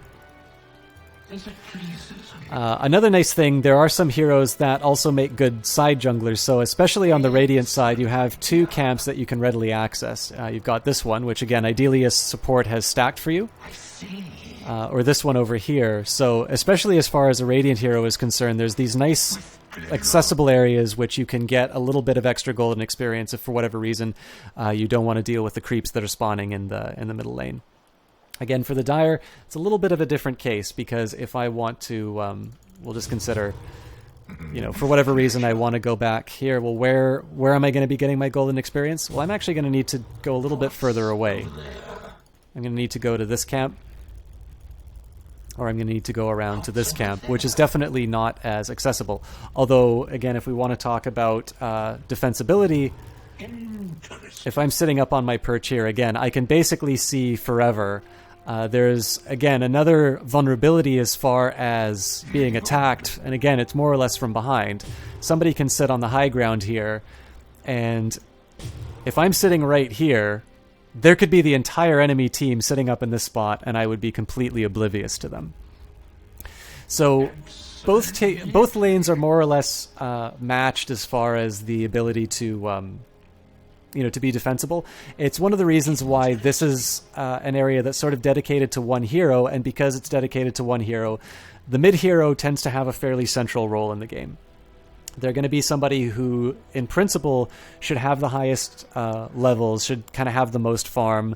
Now, again, it's also a very intense competition because these 2 heroes are duking it out, trying to gain that marginal advantage over their opponent. But as a whole, you sort of expect the mids to be the kinds of people who gain a fairly substantial advantage early on and try to exploit that over the enemy. And again, that will either be through they're going to another lane to help them out, or once the team starts grouping up to start taking objectives, they're going to be using their abilities faster. So notice I have my 4 abilities here. I would argue that Rubik's ultimate ability, the one that he gains at level 6, is maybe not as game-changing as, say, Zeus's ultimate, which is one that's really advantageous. And so it's not uncommon to see a Zeus go into the middle lane, whereas Rubik maybe isn't always in the middle lane. It has happened, but again, I try to... If I get bogged down in the details, then I sort of miss the point. So that sort of explains why this middle lane is given to one hero. Why is the safe lane commonly given to 3 heroes? Well, one of the reasons for this is that when we were looking at where the creeps were spawning, they tend to come fairly close to the tower here, which means that if you consider, I can run back safely to my own lane, to my position of safety fairly easily, but for the enemy to go back to their position of safety, they have this whole area to walk. In addition, there's some nice little hiding spots to come and take advantage of the long walk. I can sort of come out of the woods here, or I can even come out from here.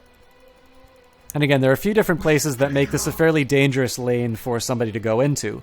So one of the reasons why you'll see a team use 3 heroes in a lane like this is you can actually take advantage of 2 heroes to harass the enemies along this area, and you take a hero commonly known as the carry and sort of dedicate all of the farm to them, ideally in this area over here. So it's a really good defensive position, and you can sort of think, if you want to go back to chess analogies, you can sort of think of it as castling in terms of chess.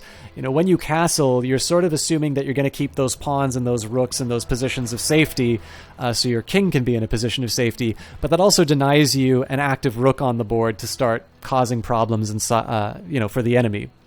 So likewise, you sacrifice some of the golden experience of these support characters who are going to be harassing the enemy, usually along this area, but you do so in the name of giving some advantage to your, one of your more active or one of your stronger heroes, one of those heroes that gains the biggest advantage from golden experience. And so by process of elimination, if we consider what we've done, we've accounted for 3 heroes in a safe lane. We've accounted for 1 hero in the middle lane. So in one sense, you can say, well, obviously that means 1 hero in the off lane. But the other way you can think about it is because this is such a dangerous lane for 1 hero, you don't want to dedicate too many resources to something that could be a disastrous result. So in some cases, people call it the suicide lane. And you sort of put these expectations of, just don't feed too much in this lane. In reality, that's not how people use the off lane. The off lane has actually become a very significant part of a game. But one thing that you'll want to do in an off lane is maybe get a hero who benefits more from levels, but maybe not gold. Because if you have this assumption that the enemy is going to be harassing you, you want to do everything that you can to stay in lane, and you want to soak up as much experience as you can, but the enemy team is probably going to do everything they can to phase you out, and definitely they're going to keep you from getting those last hits.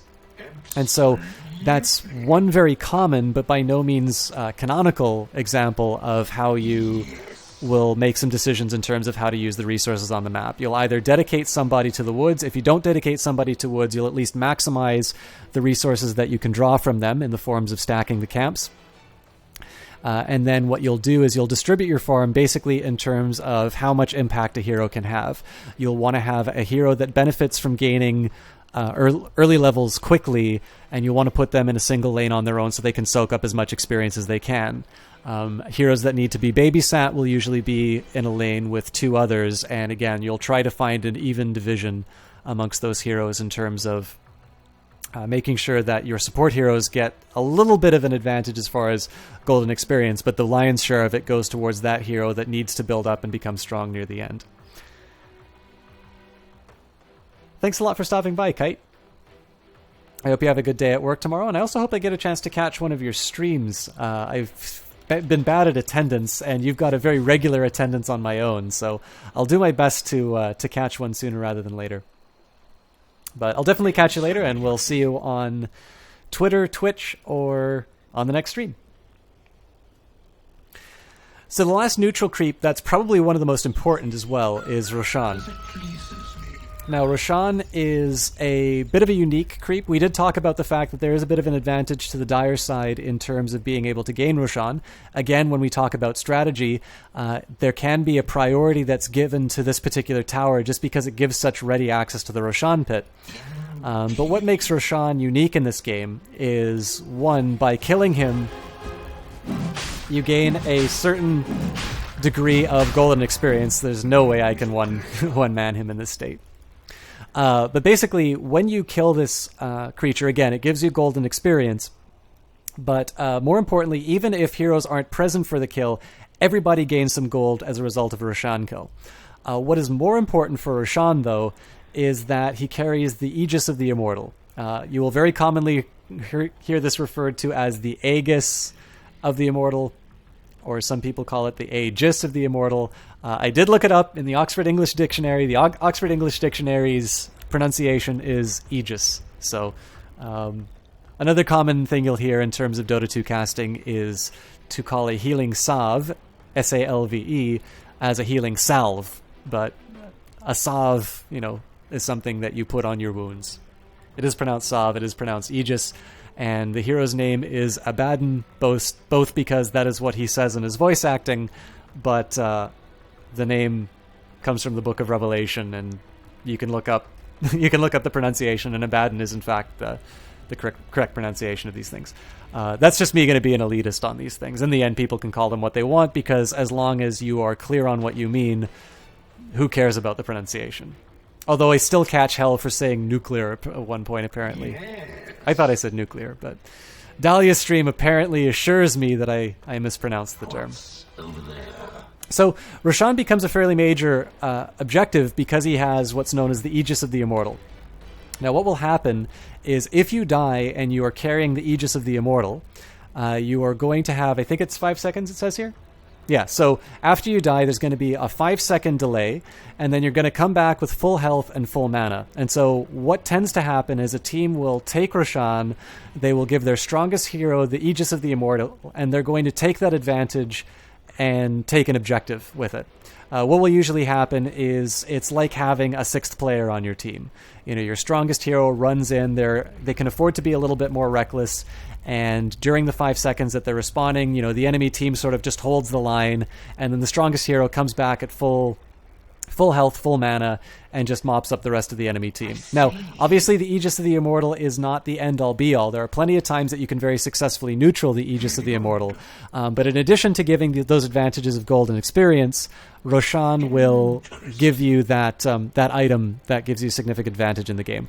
There are a couple of things which I was maybe holding off for other guides, but seeing as I'm here, it might be worth taking a moment to talk about. If you have illusions... If you use illusions to attack Roshan, they die. They don't actually do anything to him.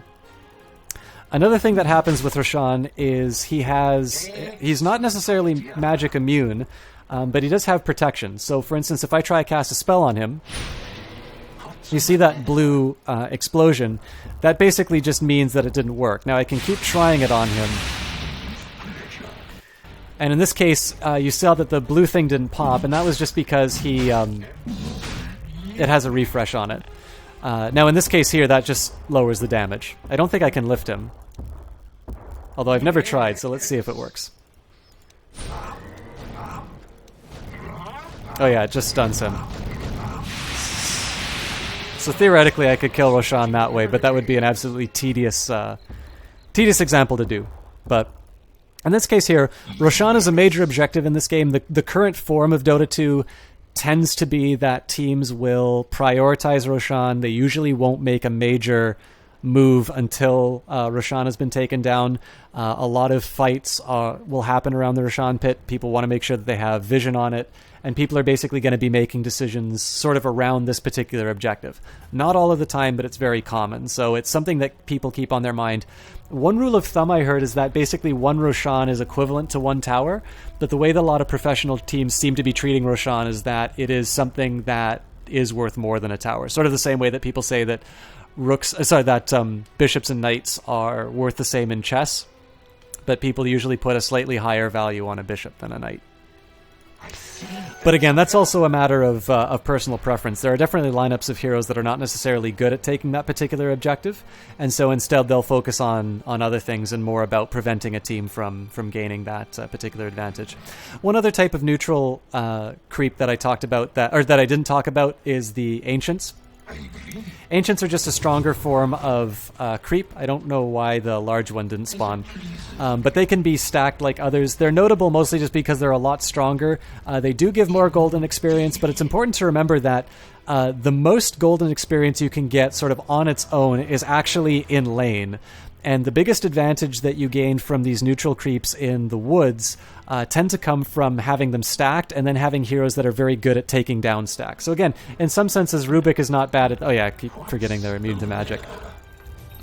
Rubik does have a small advantage in terms of taking large stacks because he has an ability that jumps between two creeps. Whereas if he were to just be attacking a single target, he wouldn't be as effective. So...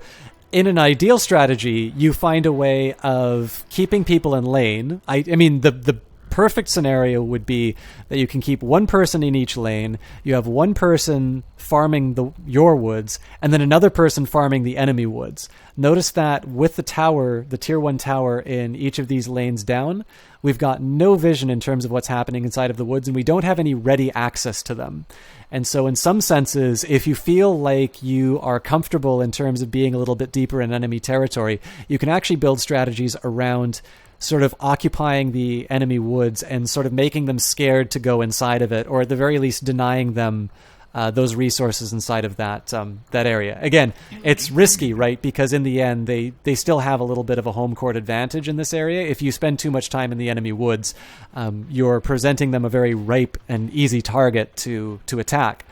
But on the condition that you feel comfortable enough that you're able to sort of maintain yourself, or you have a good escape plan, being able to go in here and to take these resources from your enemy, again, is going to strengthen yourself and deny them access to those resources. So in that particular case, in the case of Dota 2, actually becomes an ideal way of managing these kinds of resources. So let me just take a quick second to refer to my notes, because I think I spent a little bit more time than I wanted to on creeps, but I think it was a somewhat useful discussion to have. I'm going to take a minute and TP back to base, because I think at this point I should be talking a little bit about heroes. Actually, before I move on to heroes, I think I'm going to talk about wards, because what I did at the beginning of this was I showed you some of the Valve recommended wards, but I'm going to talk a little bit about some maybe more unconventional ones that you can do. Now, I have a couple of problems in the fact that I've destroyed towers, so I can't necessarily show you the full advantage of some of these. But these aren't necessarily groundbreaking, but they're ones that don't have sort of endgame tooltips as far as where the advantage is. So one that's you'll see quite often is to put a ward in this area. This is a little bit passive as far as I'm concerned. But if we put it here, let's just walk away and see what that gives us as far as information. It'll show us not necessarily the Roshan pit, like the enemy team would have to sort of move in an inopportune position. Although keep this in mind for your own cases, right? If you think that the enemy may have warded here and for whatever reason you haven't been able to confirm it, as long as you sort of hug the end, they're not necessarily going to pick up your Roshan movements by doing that. This does give you vision of the rune. One major advantage is that it's going to give you some vision in terms of the common paths that people will go to do a gank. So you can see somebody who's walking up this path, you can see somebody who's walking up this path, which means that all of a sudden that round the back path is not as dangerous as it used to be. And you have vision up to this point, and of course keeping in mind that the mid vision starts around here, the only real blind spot is at this point. So this is a nice defensive ward as far as the Radiant are concerned. I'm not a huge fan of it. I think it's a good spot, but one ward I'm particularly fond of is to actually place one about here. This is especially true if you have a Pudge on your team. Because again, I'm going to go to my own woods and we'll think a little bit in terms of what it can show. Now again, it still gives vision of the rune. It gives a little bit better vision of the Roshan pit, but it's still not perfect, right? Like if I talked about how there's an advantage on the Dire side that they have access to the Roshan pit from here, again, it's not necessarily too credible to think that an enemy team is going to walk down this ramp and go into the Roshan pit this way. You'll very commonly see people use this ramp instead. But again, there is still a blind spot. There is a way to access that Roshan pit that this ward doesn't pick up. But the biggest advantage is it still shows you the major entrance to the jungle, but what it also does is it shows you this pathway. So Pudge is a hero that has a hook. He has the capacity to take an enemy hero and pull them into his area. So if you put up a ward here and you have a Pudge, all of a sudden they're able to anticipate enemy movements, and so it's possible they use their hook to bring them over onto the enemy side, or onto your side, which is more or less a guaranteed kill. Now again, this is quite situational. If there is a hero on my team that doesn't have any advantage as far as, being able to see along this column, then maybe this ward isn't as useful. Some disadvantages for it is it doesn't necessarily see high ground over here. So another common ward. This is also a new spot because they changed the position of the Roche pit, but you'll see a ward placed here. Another great ward, which we covered because it's one of the Valve recommended ones, is this ward right here because it shows you all of this area near the tower. But the main motivation behind thinking about wards like this is to sort of think what you're trying to accomplish in terms of vision. We sort of talked about what objectives you want in terms of the map. In the end, the objective is always going to be getting the Ancient, but you're not strong enough to get the Ancient, so how do you gain these incremental advantages? Well, part of it is gaining information in terms of where the enemy is as far as their positioning. If you think that they're going to be taking advantage of this ramp, well, you need to decide where the best ward placement is. This is a very common one. It's one that you see recommended in the game. If you want to be fairly safe, you put one here. Personally, I like to be fairly aggressive, so I tend to put the wards here. And of course, as you gain skill, people tend to know all of the ward tricks, so you need to start getting a little bit more creative in terms of where you place them. Maybe you don't necessarily... and if you want a dire equivalent that's fairly effective in terms of showing enemy positions, you can put a ward about here. Actually, I think I messed that up. I needed to put it here. Sorry, I got really careless with that because I've got an unlimited set of wards. So you put this on the high ground here, and keep in mind, this is like, if I'm on the dire side, this is ridiculously dangerous for me to walk over here because the entire enemy team could be waiting for me.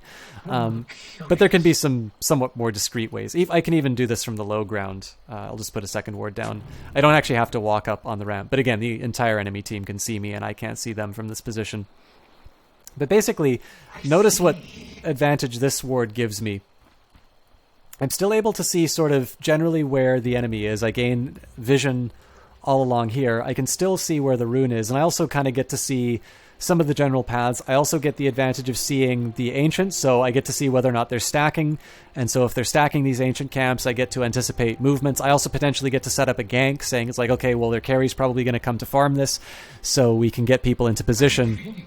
And just generally, I sort of prefer this ward location.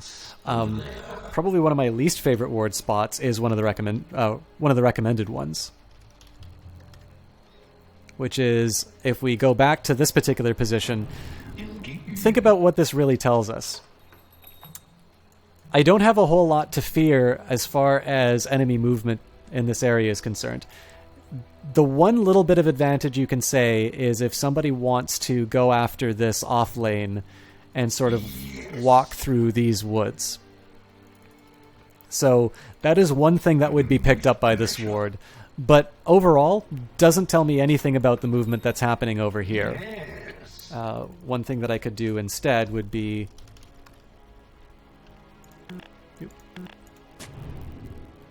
If I put a ward over here, I again gain the vision of the rune. I'm still able to see movement along these ramps, right? So there's still the argument that the gank that happens over here is detected.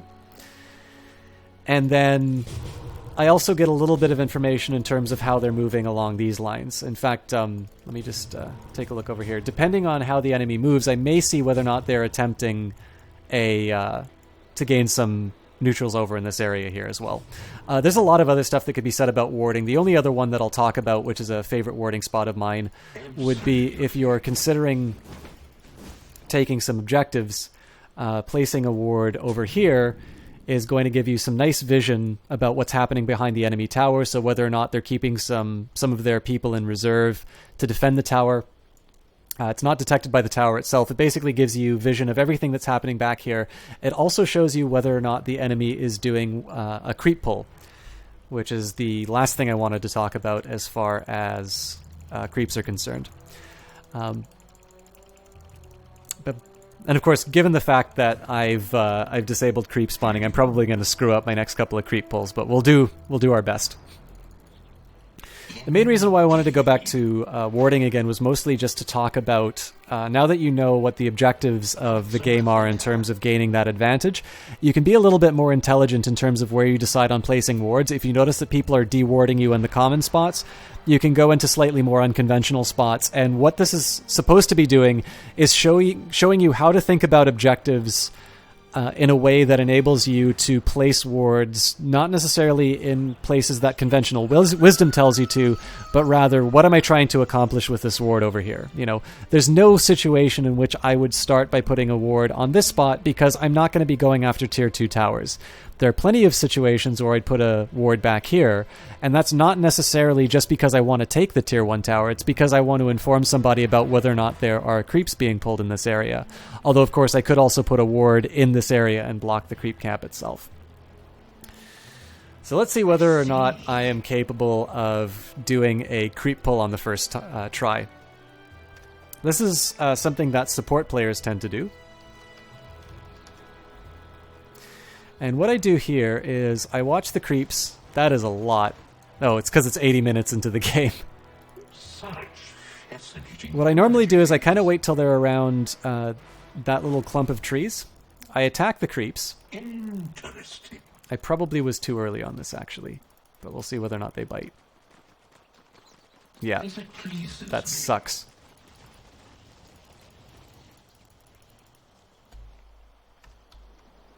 I'll just spawn them again.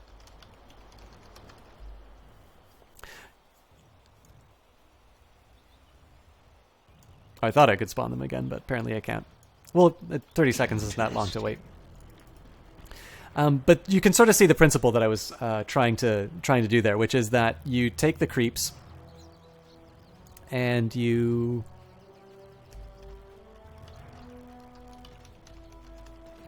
There we go.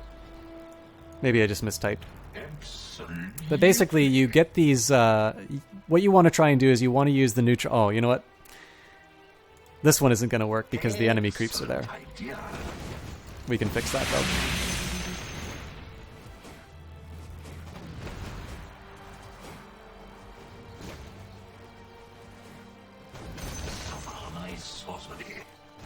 So I'm going to make short work of that, and I'm going to just try and move these neutrals into position. I understand. Even if I can just pull some of the creeps, I can show you. Okay, so I have one that's chasing them. The idea here is that the full creep wave gets pulled with this. And what you want to do is you either want to double up that stack, or you want to pull this other creep camp. I need to time this a little bit better. And notice that now this creep is actually going to follow them too deep. The advantage of this is when you do this properly, you take all 5 creeps out, which means that the enemy creeps wind up moving closer into your closer to your tower. So that's a way that you can affect that creep equilibrium. What that also does is that gives you an advantage in terms of golden experience inside of your woods. So the idea behind this one is that not only are you assisting the person who is kind of getting all the golden experience in this lane by moving the creep wave closer to their tower in a more defensible position, but you yourself are enriching yourself by being able to get the experience from these camps, and then also the gold if you're good at last hitting, and then of course you're denying your entire wave of creeps from your enemy. So being able to pull through like this is actually a fairly good skill to learn, especially if you are a support player like this. I haven't talked at all about what support players are, but we'll try and get into that shortly. If you can't do a pull through, which is a little bit harder, you at least want to double up this camp, because what happens if you just do this small camp on its own is the creeps kill it, and then they go back to the lane, and then you double up the waves, and you actually wind up pushing the enemy tower. So you actually do the opposite of what you'd intended. The whole point of pulling those camps is so that you bring the creep equilibrium closer to this tower. And what happens when you bring it closer to the tower is you make it harder for the enemy to get those last hits, and you, of course, deny them the gold and the experience. If you wind up having that double stack, well, in that case, not only is it closer to the enemy tower, so it's more defensible for them, but it's 2 waves worth of golden experience that they then get. So of course, you can also say that if you are trying to push the tower, then you want a double wave, and of course, you consider the situation you find yourself in, as always. So I believe that was everything that I'd wanted to say about creeps, and so the last thing that we want to talk about is the thing that we have the most control over, and that is the hero. Now, the hero I'm playing is Rubik. I can talk a little bit about the basics of him. Maybe not necessarily as a hero, but the constituent parts that are the same for every hero. Every hero as a whole is going to have 4 abilities, sort of 3 core ones and an ultimate. Now, there are exceptions to this. There are heroes that have a couple of extra abilities, or there's a hero called Invoker, which is sort of designed around combining some certain elements, which gives him access to more than 4 abilities.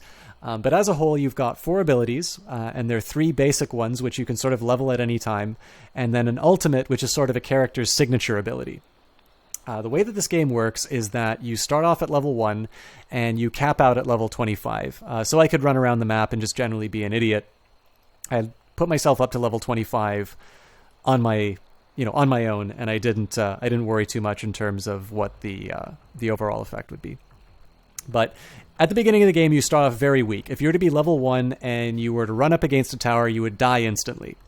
And this is the whole point of Dota 2, is that the entire beginning part of the game is jockeying for a position so that you can get your hero strong enough in order to actually achieve the actual goal of the game, which is the destruction of the Ancient. So the first thing that you do is you consider your hero's innate ability. That will be his levels.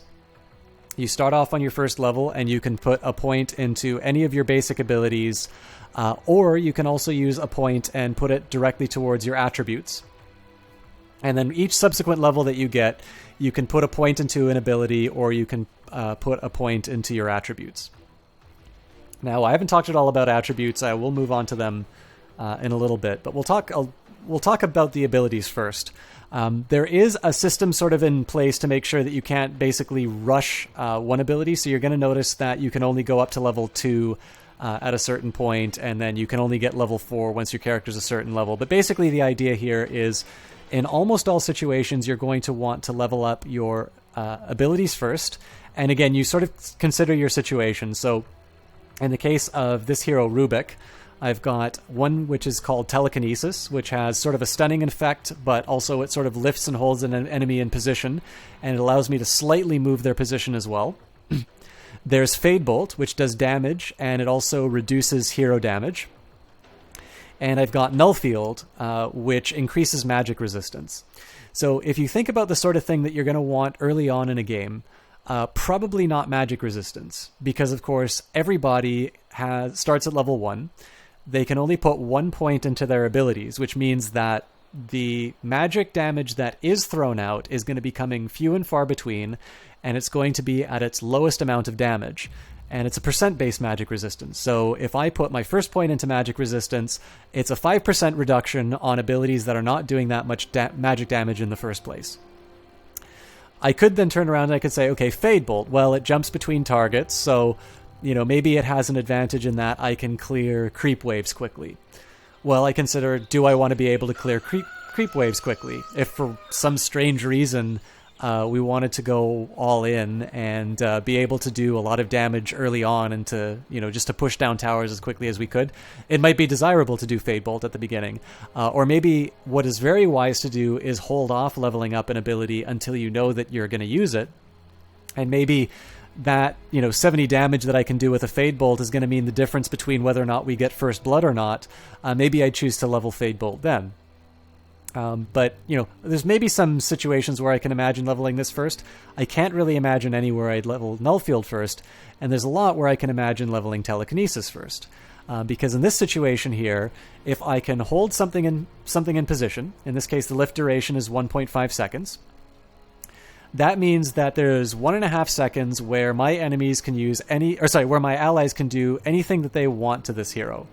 In addition to that 1.5 second lift, I can push them closer towards our tower, which means on top of the 1.5 seconds of free attacks that I get on them, I'm also able to pull them back, which means as they're walking back to their base, there's more time that my allies can do damage to them. I can do damage as well, but I'll tell you that Rubik is a fairly weak hero overall. So if you think about the situation you find yourself at the beginning of the game, Telekinesis on just a flat, hard consideration of the facts seems to be the most useful at the very beginning of the game in most circumstances. It's going to enable your allies to do the maximum amount of damage, whereas Fade Bolt is going to do one bit of burst and sort of end its effectiveness. And then it also potentially has some drawbacks in terms of pushing the wave or something like that. It's not to say Fade Bolt is a bad ability. It's just a little bit more of a consideration of the fact that we're now talking about what you have the most direct control over in terms of a match. And in this situation here, Telekinesis seems to be a little bit more versatile in its uses than, let's say, Fade Bolt or Null Field. There's also a situation where if people are trying to go for a rune, you can use Telekinesis to put somebody on the cliff here. But that's a bit of a cheeky move that's a little bit harder to do than it looks like in videos. So, in terms of talking about abilities, there's no really easy way to say this other than this is why people think Dota 2 is hard. There are well over 100 heroes. I think the number's 153 now. They've been fairly rapid at adding the last heroes that haven't been in the game, and they're actually adding them to the professional modes as well. So with the exception of Earth Spirit, I think all of the heroes that have been introduced into the game are now in the professional mode known as Captain's Mode. So in this situation here, each of these heroes has 4 unique abilities, possibly more. So that basically means over 400 different abilities that you need to learn, and then of course different combinations of them, different orders in which you will build them. Now, Valve has done a lot in terms of instructing people on how to play this game. You're here to kill my creeps. Good to hear, Bloodgallade.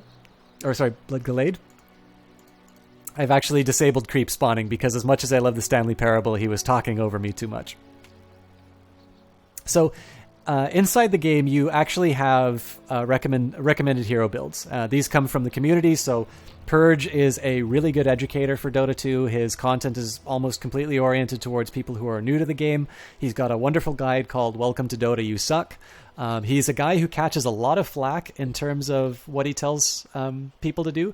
But honestly, he seems like the guy who basically taught everyone to play.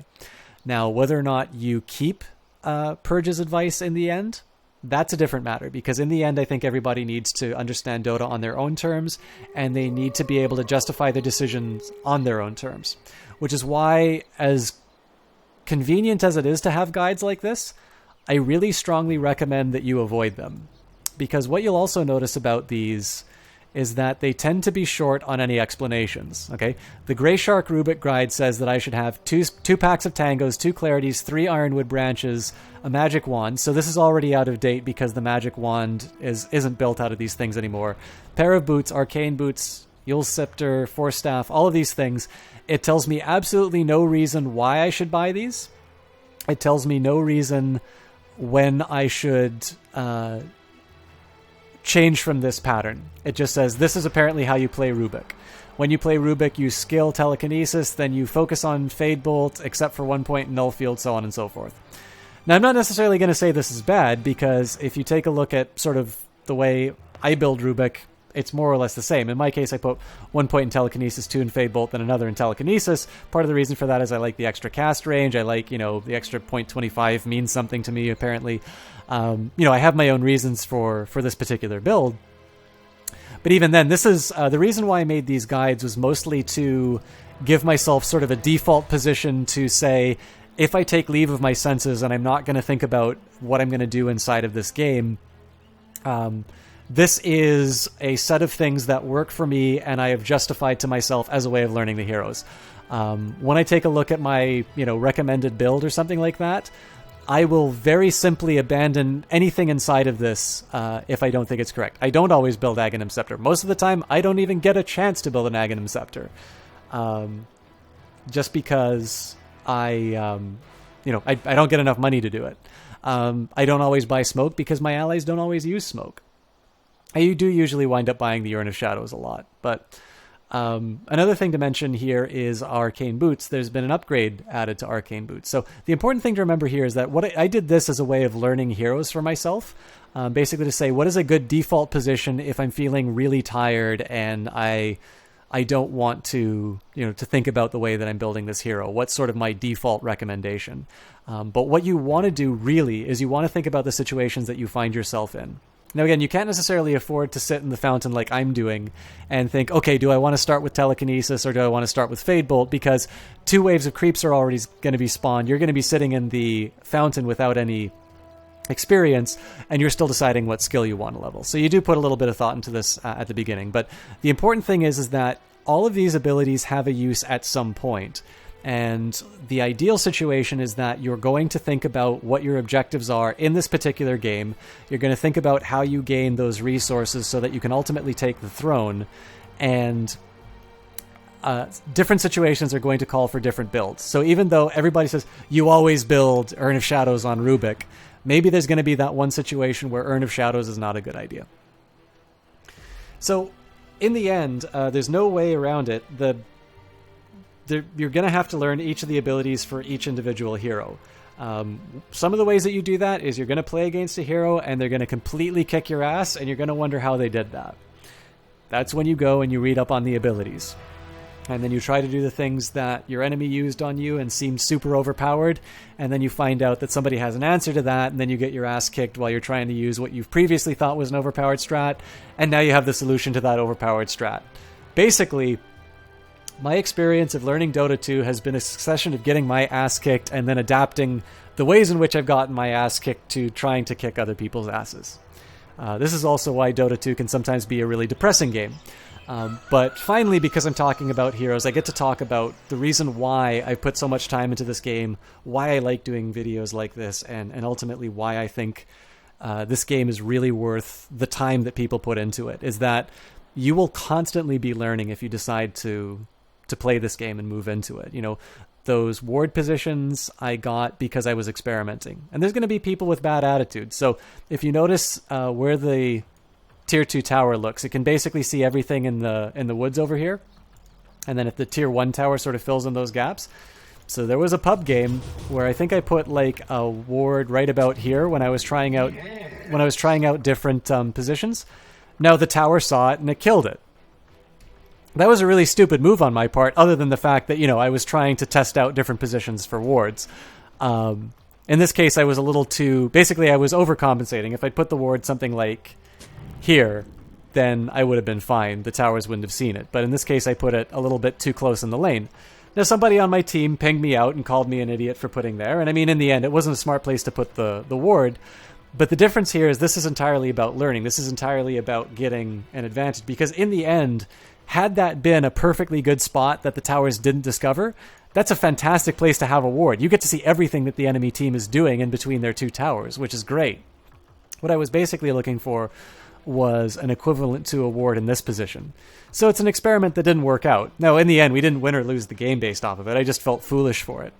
But the best thing that I can tell you is that the way to learn this game is not just to take people's wisdom at face value, because it's usually just something that's been passed down otherwise from somebody else. And in the end, the professional players are the ones who wind up... Like, in the end, the professional players are going to innovate something. You know, once Admiral Bulldog started playing Nature's Prophet and was winning games with his builds, everybody was doing Admiral Bulldog's build. And then Alliance didn't do so well, and people kind of ignored it, and then Admiral Bulldog came out with a new Nature's Prophet build, and all of a sudden that was the way everybody was building Nature's Prophet. Now, how does Admiral Bulldog get to that level, right? It's not that there's some, you know, secret meeting over at the docks where the guy has all the good Dota 2 ideas and he just hands them out to people. He experiments. He thinks about the situations that he finds himself in. He thinks about what the hero is good at, and ideally what people maybe aren't expecting from that hero. So this is why I think it's very tempting to look at guides like this. And in the end, like if you want to take a peek just to sort of see how people are thinking along these lines, you know, it doesn't hurt to just take a look. But in the end, what you want to do is you want to justify each individual decision that you're making as far as these abilities. Because in the end, this is the part where you wield your influence over the battlefield. Your combination of your abilities is going to decide what works best. And I think the game that I'll use in as example actually is a Witch Doctor game that I play, where I do a skill build which most people would probably say is not a good one. Now, it could be that, I mean, I'm not necessarily a very good Dota 2 player, so, you know, there's going to be plenty of times that people can look at what I do and say that it was bad. But there are some things that I think were defensible about the decisions that I made in that game, and I'll talk about it in the commentary. So one of the biggest things that will define your hero is their abilities. And again, of course, you've got your signature ability. I didn't talk about Rubik's at all because I didn't put any enemies in it, but it's called Spell Steal. Basically, if an enemy uses an ability, I can cast my ultimate, and what I wind up doing is I take that spell from them. So if somebody just used a super powerful spell, I can use Spell Steal, and all of a sudden I have access to it, and I can cast it now. So this is why Rubik is an incredibly fun and rewarding hero to play, but he's also very challenging, because it kind of requires you to know about all of the heroes. But in the end, the way you learn about the heroes is either 1, get your ass kicked by them, or 2, practice with them, right? Pick a few ones that sort of seem like the kind of thing that you're interested in, and build out from there. So what I'm going to do at this point, I talked a little bit... Actually, I was going to step out of the game, but there's one other thing I want to talk about. I'm not quite done talking about experience, but I think there's a more important thing I should talk about first, because I'm going to move to the main menus after being inside this game. There's the innate ability of your hero, which are his abilities and his attributes. Or hers. There are girls in this game too, so their abilities and their attributes. These are the most direct influence on the game. Again, you've got your, in the case of Rubik, Telekinesis and Fade Bolt. These are spells that you are casting on people, or these are auras that you're putting up that protect your allies. The attributes are a little bit more features that you have. So in this case, your strength is going to determine your health, your intelligence is going to determine your mana, things like that. But we were talking, those are all tied to experience, right? The more experience that I gain... Yes, believe it or not, there are girls in this game, even though I'm not playing them. All of these are tied towards experience, right? Right now, all of this influence that I've talked about has been something that I could just sit in a lane, not last hit a single creep, and I would be achieving all of the objectives that I was looking for in terms of the abilities and the attributes. The other major component of a hero is their items. So there are a few things that you want to build on every hero. You're going to want to build a pair of boots. So you can see the movement speed of a hero right at the beginning. So this is 290 is the base movement speed for Rubik. Different heroes do have different starting movement speeds. 290 is relatively slow.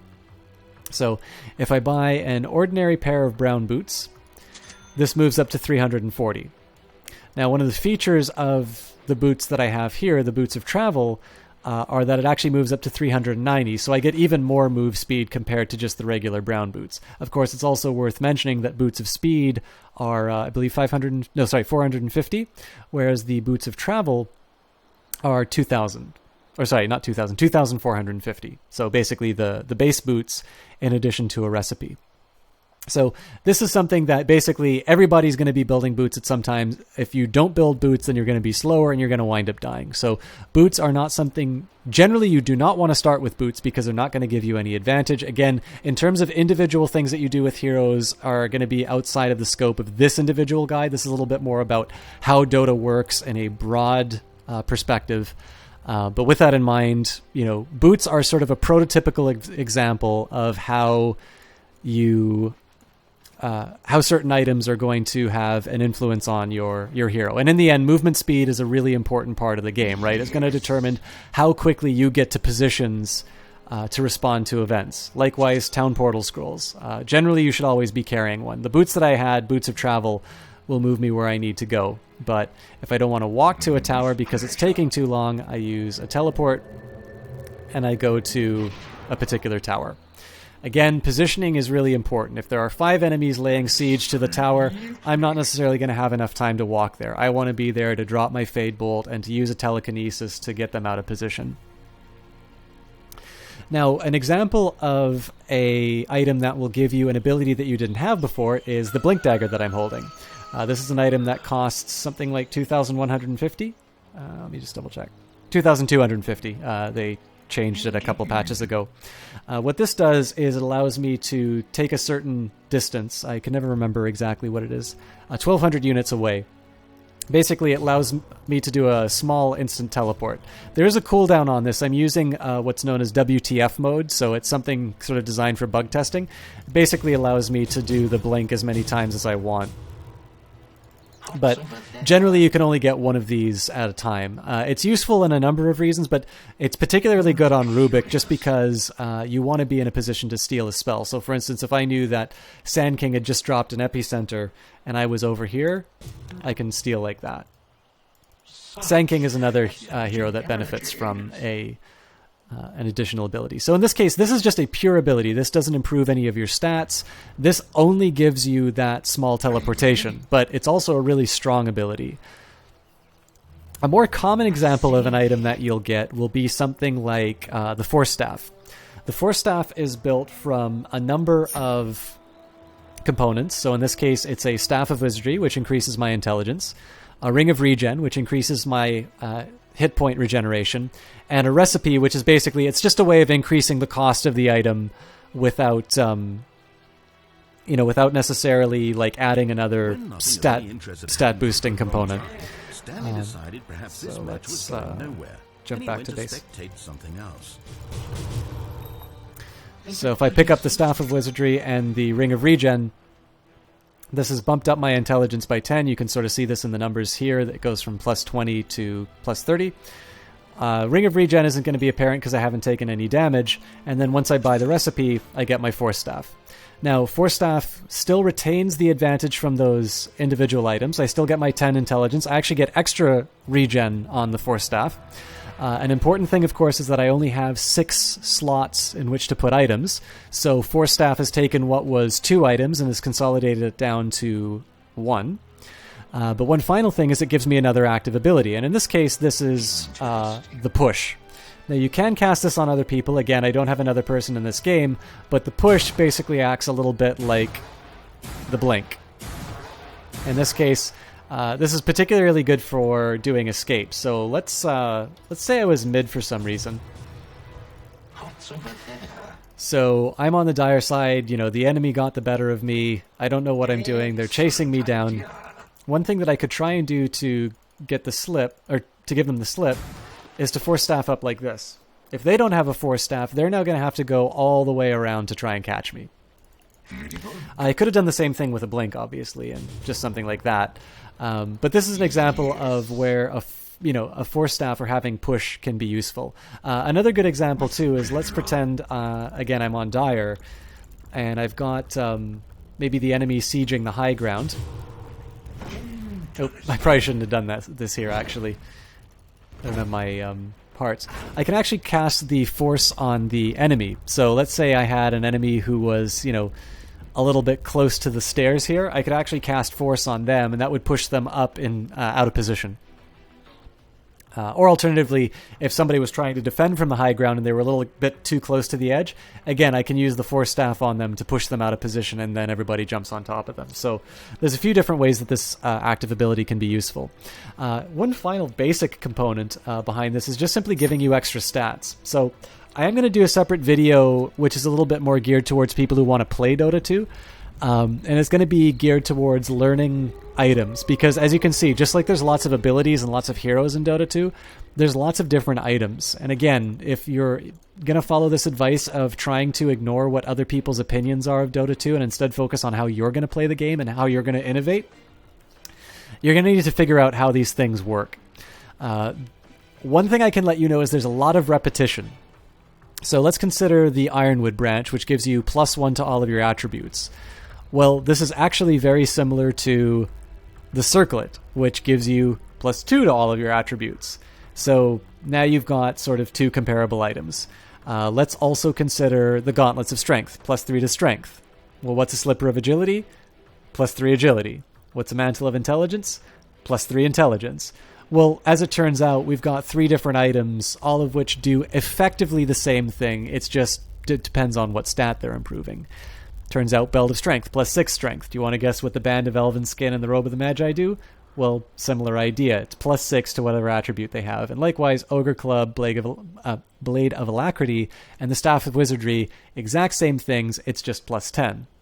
So in this sense, a lot of the items actually wind up having a lot of overlap between each other. And so in this case, you can sort of think of classes of items. And of course, another thing that will give you an advantage in terms of deciding items is maybe you don't want to focus on the basics, although these are very good items to get. Like in the end, consider an Ironwood branch, which is just 50 gold. You're not going to be using up all 6 of your inventory slots. So filling up with Ironwood branch is a really great way you can give yourself some early power inexpensively. You don't have a lot of gold, but you have a lot of inventory space at the start. At the end of the game, you have a lot of gold and you don't have a lot of inventory space. So you consider the situation that you're in when you're deciding on your items. If you want to decide an item build, maybe you want to focus on what would be the dream items for me to have if I had an unlimited amount of time and an unlimited amount of gold. And then you find out what those items are built out of. So let's say for whatever reason I wanted to build an Eye of Skadi on Rubik. Well, I'd see that I need 2 ultimate orbs, a point booster, and an orb of venom. So I could say, at what stage of the game would it make sense to buy any of these items? In the case of Rubik, I would answer, well, none of these are particularly good to build it, on Rubik at a particular moment. But that's my opinion, right? Don't take my word for it, because I'm certainly not going to lead you towards victory in games. But in this case here, there are 2 components in terms of what build a hero. And again, when we go back to that original question of saying, what does a hero need? We say, first of all, they need experience, because that's going to be what gives them their direct influence on the game. The next thing that they need is gold, because that's how they are going to build items that enhance their abilities or give them new ones. Rubik does not have any ability to teleport at the beginning of the game, so if I want a small teleport, I get the Blink Dagger. If I want to teleport between locations, then I get a Town Portal Scroll, which is again something that you always should have with you. Also, wards, right? We saw how wards give me no direct benefit to me as a character, but have tremendous influence over the game in terms of giving me information. I can tell you outright that most of the games that I have won in solo queue have been entirely because there is a vision advantage. You can go back over the replays, and you can basically see that at any given point in those games that I've won, we know exactly what the enemy team is trying to do, and the enemy team is completely in the dark about what we're trying to accomplish. And in that case, once you know everything that your opponent's doing, you don't even need to worry about reaction time, because you can see it coming a mile away with good ward coverage. In fact, while I'm here, I can show you another way that you can be sneaky with wards. Okay, because you don't need to be on the same level to place a ward. You just got vision of the enemy high ground right here. And this isn't necessarily a spot that people are going to be looking for you. Now, again, everybody knows about this ward spot, so they're probably going to put a sentry ward down here if they think that you got one. But just gives you an example, right, where if you're getting ready to push the high ground, if the enemy team thinks that you can't see them because everybody's over here, right? Let's say my team is sitting at these stairs, the enemy team is all clustered up around here. You know, if I've got a Pudge on my team, all of a sudden he can see and he can hook out a key component. If nothing else, we can just prepare ourselves. We can say, okay, get ready for a big fight. You know, everybody fire up your BKBs or whatever, or Tidehunter, jump in and Ravage, or any of these things in here. Again, I don't want to talk too much about specifics because I haven't talked about what any of these heroes are going to do. But ultimately, in terms of what we've talked about on the hero and the direct influence, we've sort of articulated what the experience is going to give you and what the gold is going to give you. And that's going to move us on to our final topic on heroes, and ultimately our final topic in terms of this teardown of how Dota 2 works as a game, which is going to be the different roles that you can take. And so to motivate that discussion, and where I'm going to start moving towards more spreadsheety looking things, we'll consider that Rubik is largely defined through his ability to use these really unique abilities. You know, how he's going to hold an enemy in midair while his allies hit them.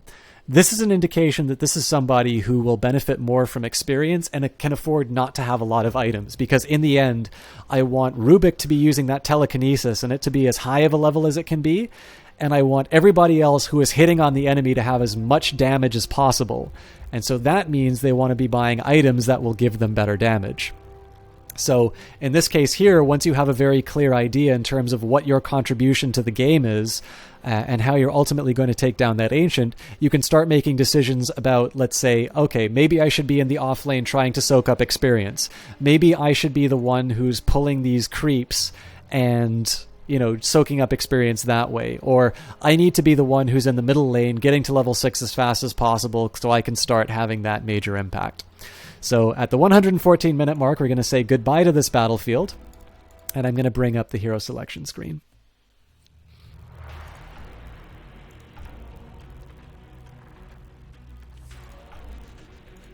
I wonder if library will work here. I'm a little doubtful because it's going to be accessing the internet. In that case, I'm just going to open up another game and let the timer run out.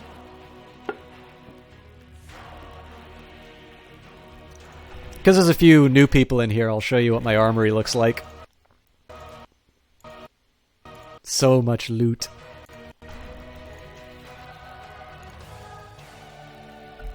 So what I'll do is I'll just talk about individual heroes from the hero selection screen. I'm not going to talk about captain's mode or anything like that. I think I'm going to move that to the maybe a spectator specific video. What I'm mostly just going to talk about different hero roles and how I think you can make sense in terms of this ordering. Now, this is sort of the default way that the game is going to give you basically give you your hero selection. There is a random hero button. I definitely prefer grid view because it sort of organizes heroes in a little bit more of an intelligent way, in my opinion. So another thing that you can do is use some built-in descriptions in terms of what heroes are. So right now we have the entire array of Dota 2 heroes. This is not a captain's mode game, so we have access to everyone.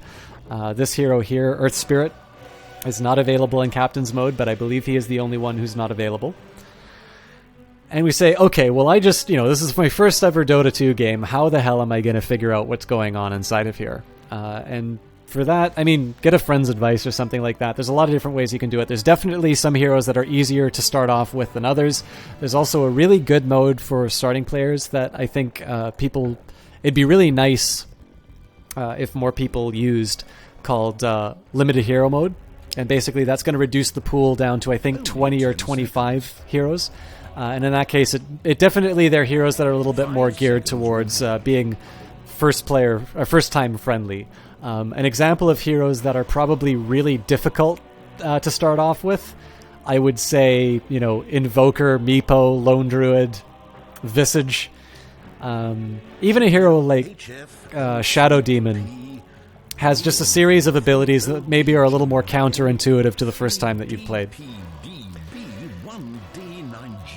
Now, I'm going to talk about the filter by role to start off with. I think this is probably an ineffective way of thinking about these heroes. And again, this comes back to sort of one of the different ways that I think about, and sort of the recurring theme of thinking about this game in its real-time strategy origins, and thinking about how you're going to achieve a certain objective, both in the context of, what can I accomplish in the next 5 minutes, and the larger strategy of how do I take down the Ancient. In the end, if you rely on these distinctions, you are relying on somebody else to tell you how to play this game. And I don't think that's the best way to get better at it and how to think about it in a meaningful way. But what you can do here is, if you pick these labels, it'll black out the people who Valve doesn't consider be carries. So here it says, if you want to play a carry, you can pick Sven, or you can pick Dragon Knight, you can play Nature's Prophet or Queen of Pain, you can play Brood Mother or Clinks, or you can play Drow Ranger. All of these ones here. But an example of a hero that Dota 2 doesn't consider to be a carry is Slark, Gyrocopter, who are actually examples of heroes that are very often run as carries. So, Ewok Fuzzy Nuts, good to see you again, my friend. I believe you were playing Final Fantasy tonight, weren't you?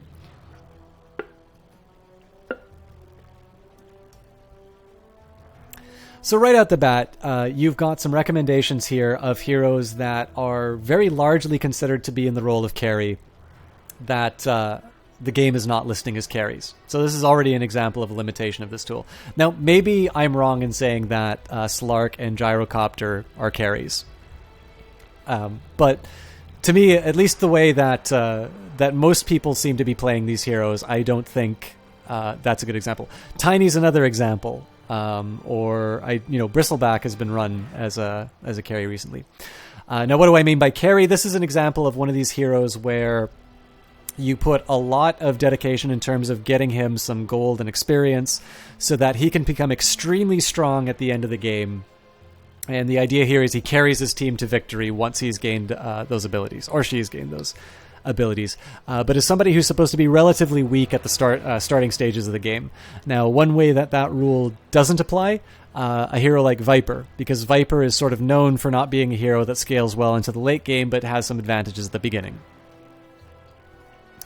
Another example here, which maybe has less to do with roles, but in terms of abilities that they have, we can consider nukers. So the idea here is a hero that does a significant amount of damage in a short burst.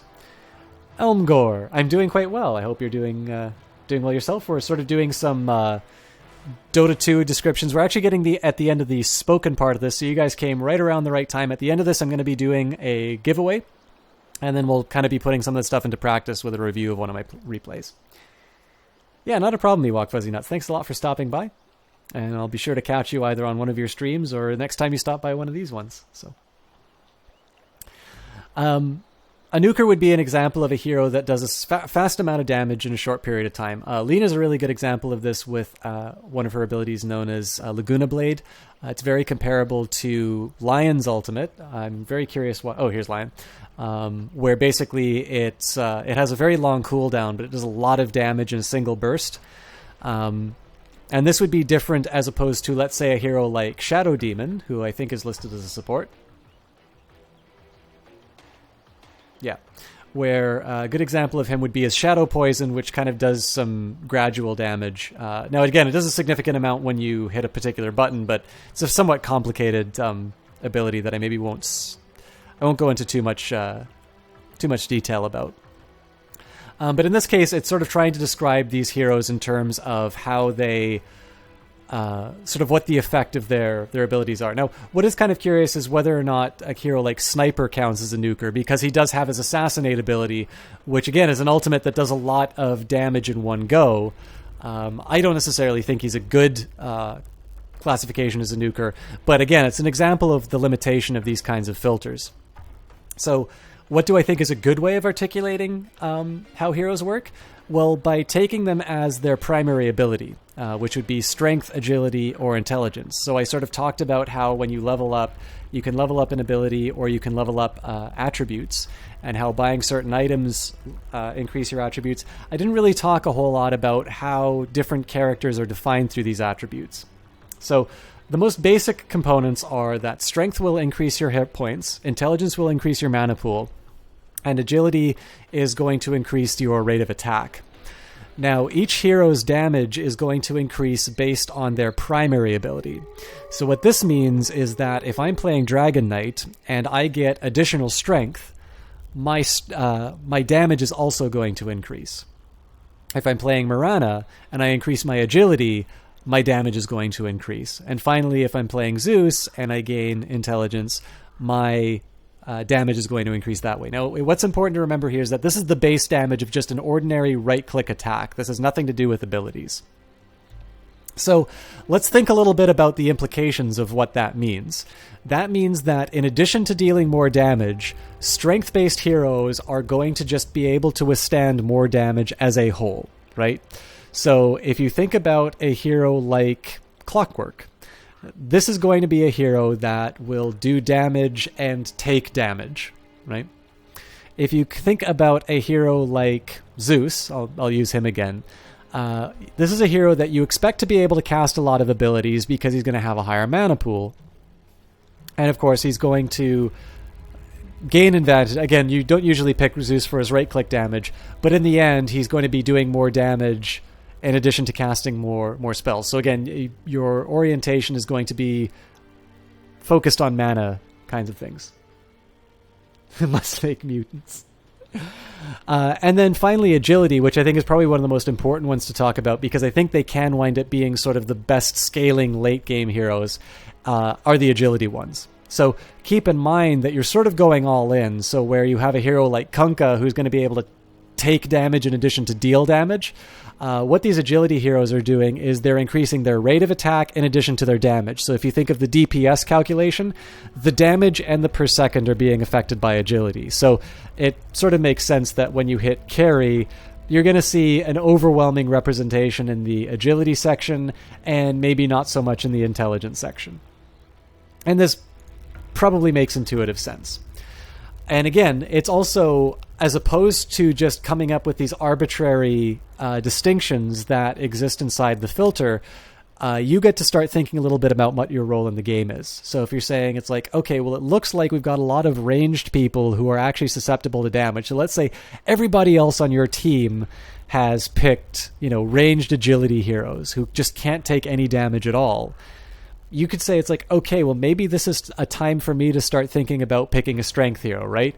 Who's somebody who can successfully distract the enemy team or basically keep people from, accessing all these squishy heroes that my allies have picked. And so you'd say, well, maybe I want to pick something like a Magnus. Maybe I want to pick something like an Alchemist. Or maybe I want to play... Earth Spirit probably wouldn't be a great pick in that decision, but Dragon Knight would be an interesting choice, just because in the end, if people try to ignore your Dragon Knight, he's going to wind up doing a fairly substantial amount of damage in his own right. Or Tidehunter, who has an ultimate ability which just has a huge area of effect and winds up stunning a lot of people. So in this case, Somebody who's able to take some punishment might be an appropriate choice in this case. Maybe you'd be saying, it's like, okay, well, look, I've got a team and we still don't have anybody who has an effective disable yet. So somebody who can stun. Say, well, maybe now would be a good time to pick a hero like Lion, because Lion has 2 stuns, basically. One turns somebody into a frog. It's not actually a stun, but it's an effective disable. And then the other one is a damage-dealing stun. And again, he happens to be an intelligence hero, so he's also oriented towards casting a lot of spells and working along those lines. So you can start thinking a little bit along those lines once you start thinking about what your primary attribute is, rather than thinking about what Valve has told you these roles are. Again, we talked a little bit about how you lane, and where we said that you want to have somebody who can enjoy the relative safety of the mid lane and gain those levels quickly. Here's why Zeus is such a good choice for this. His ultimate casts down lightning bolts on everybody on the enemy team. That's a really great ability to have at level 6. Compare that to Crystal Maiden, who has a very weak right-click attack, just like Zeus. Her ultimate ability kind of casts this freezing field in an area of effect around her, but she has to be in the middle of it. So basically what Crystal Maidens tend to do is go into the middle of the enemy team and bring down that freezing field. Now, it's not really important that she get that as early as possible, because chances are somebody's going to have a stun, or the enemy team's just going to be able to kill her fast enough that freezing field may not necessarily be effective.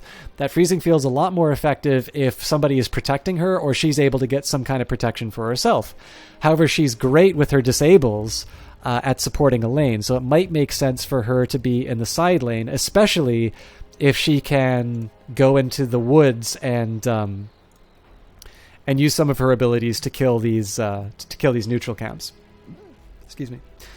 We talked about how hard it is to run in the off lane, and how generally the enemy is going to be harassing you, or you're going to, you're going to want to rely a little bit less on gold and maybe a little bit more on soaking up as much experience as you can.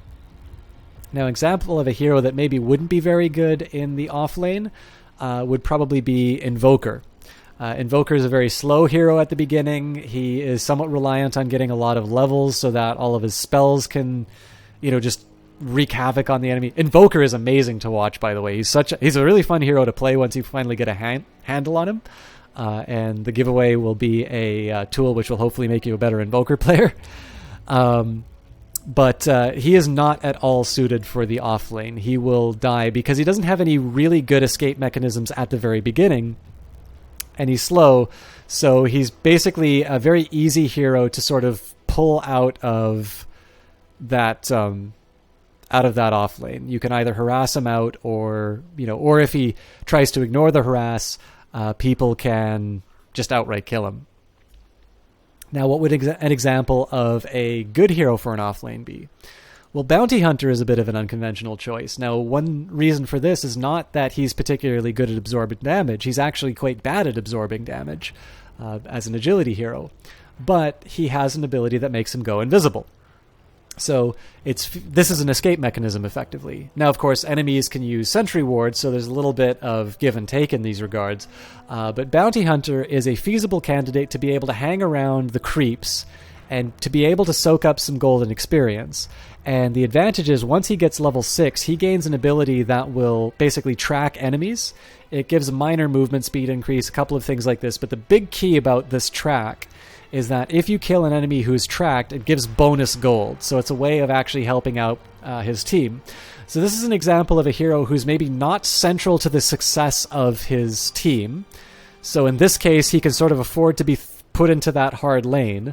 But he does have the escape mechanism that makes him plausible as somebody who's actually going to get more out of that lane than, somebody like, I'm trying to think of another example. Well, Crystal Maiden's actually another good example of somebody who shouldn't be in the off lane, just because, again, she's slow and doesn't have any good escape mechanisms. Another way of thinking about the off lane would be somebody who maybe doesn't have an escape mechanism, but somebody who's particularly good at taking damage. So Abaddon might be an unconventional, but a good choice here because of his shield. A little bit more of a conventional choice would also be a hero like Bristleback. because Bristleback has an ability, it's his third one, which is basically oriented towards lowering the amount of damage that he takes if his back is turned to the enemy. Also, not coincidentally, he is a strength-based hero, which means that he's going to be getting, first of all, doing more damage with his strength items, but he's going to be gaining more strength, gaining more hit points.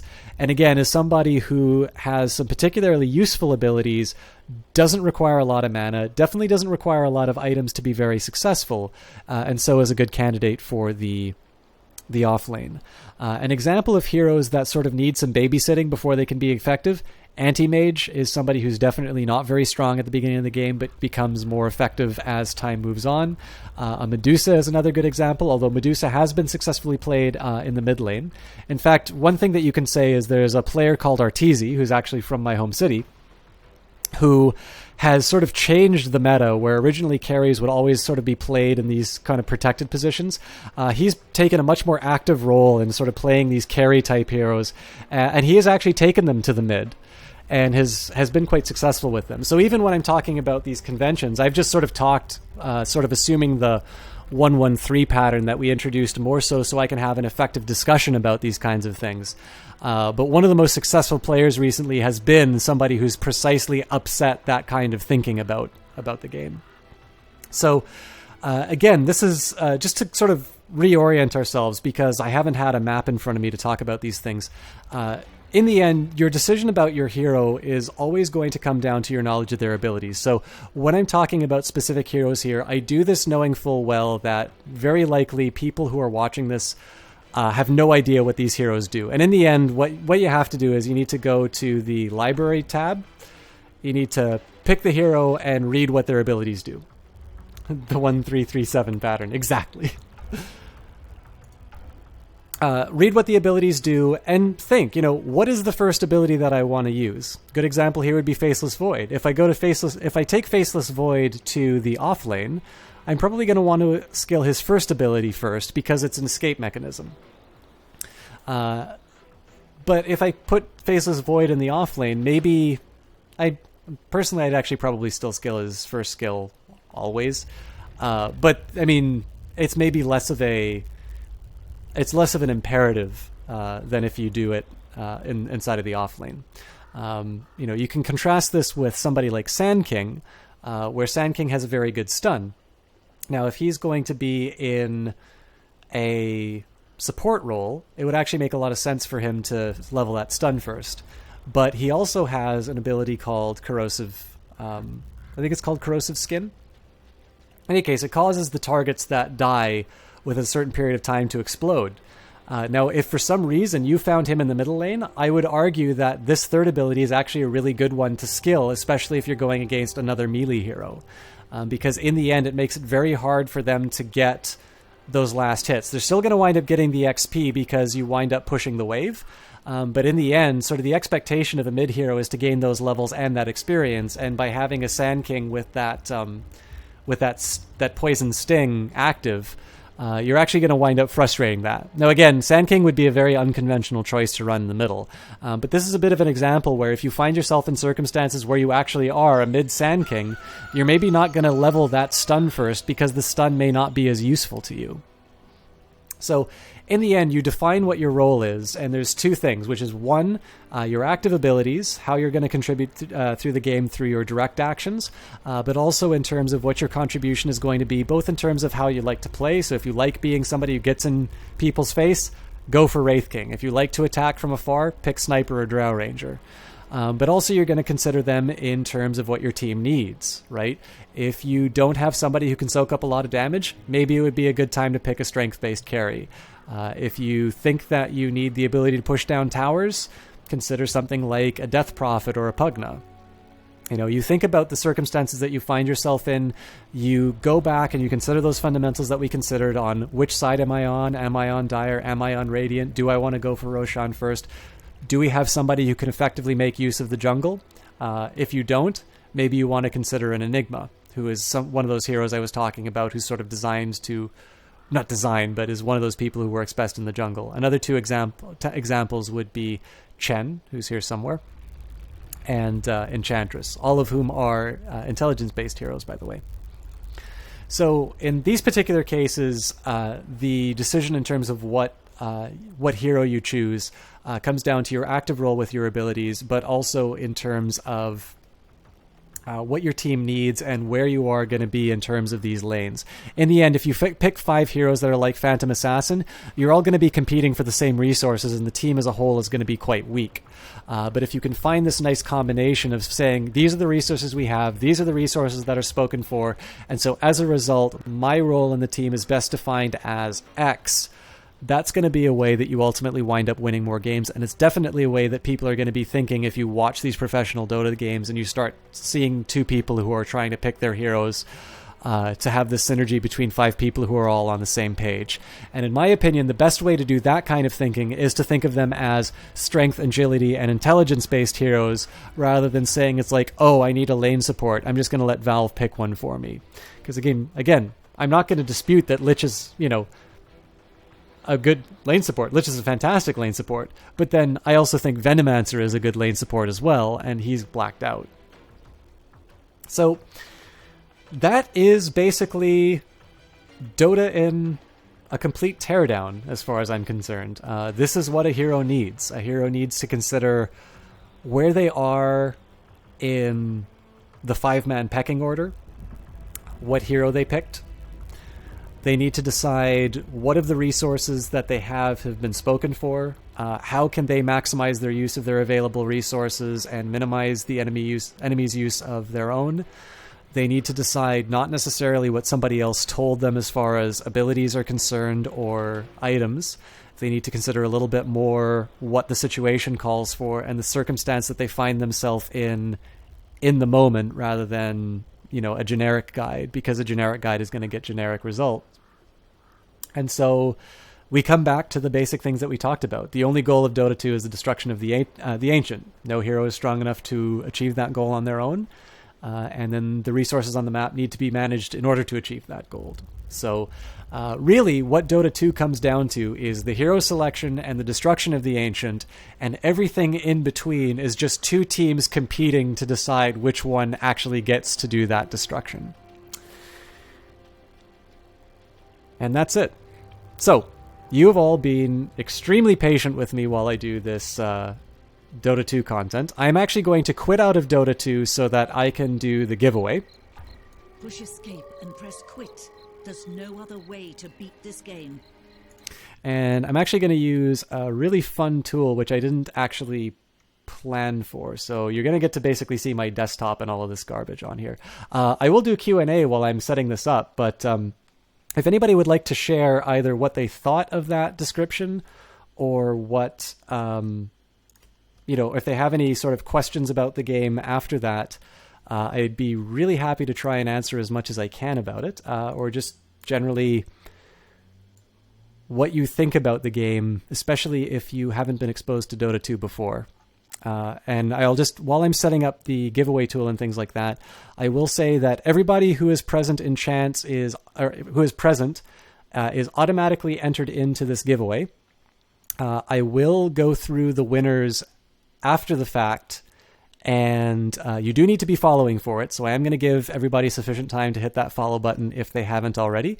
I will say that it is Magicka.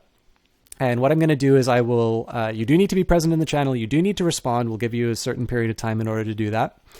We'll obviously check to make sure that you're following. And then at the end of the broadcast, I will give you a Twitch message with your key for Magicka and a couple of pieces of DLC with it. I will say that the reason I say Magicka is good practice for Invoker is the way you cast spells in Magicka is actually really similar to the way that that Invoker casts spells. So I think this is a fairly decent way of handling it. Unfortunately, it's not the most professional look just because of the constraints that I have as far as as far as my streaming setup are concerned. But you recommended Chen as a jungler, But if this is an introductory Dota stream, that is not a great idea. Well, I use Chen as an introduction to the concept of jungling. But earlier on, we definitely said that Chen is a very difficult hero to play, and I would not recommend as something that somebody play to start off with. In fact, I would argue that any of the heroes that are considered traditional junglers are not good starting heroes. So Enchantress, Chen, and Enigma all tend to be fairly reliant on having additional creeps that spawn. Now, if you, again, we talked about the origins of RTS. If you're very comfortable in terms of controlling more than one unit in the middle of a battle, then all of those heroes will be perfectly fine. But the fact of the matter is most people are going to be used to controlling only one hero. And so any of the heroes that are traditional junglers and are most effective. I mean, I know a lot of people play something like Legion Commander in the jungle, but I think she's wasted in there. Traditional jungle heroes are actually not, I don't think any of them are good candidates for starting heroes. But I agree with you completely, A2I21. I don't believe I've said hi to you already. So hello, welcome to the stream. I hope you thought that was somewhat useful use of your time. I have babbled enough too, so let's... this is by the streamer Lack, who's a really fun guy to watch and actually makes some really good tools. So I'll just keep the default. Yeah, let's just keep the default here. So let's load the names from System Shock.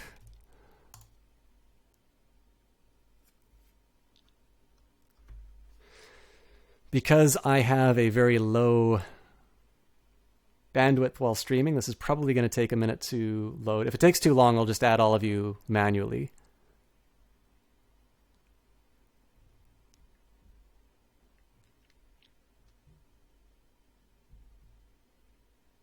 All right, I'm just going to double check what we've got here. So again, this is for Magicka.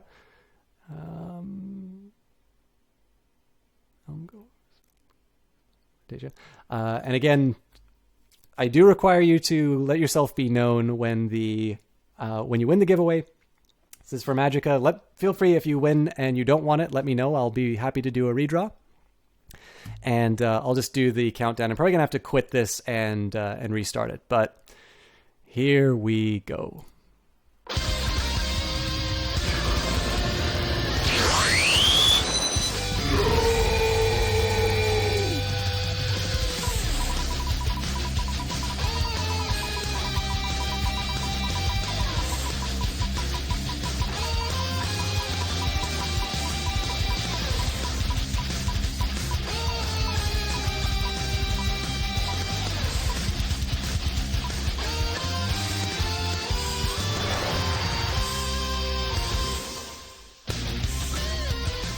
Akadak.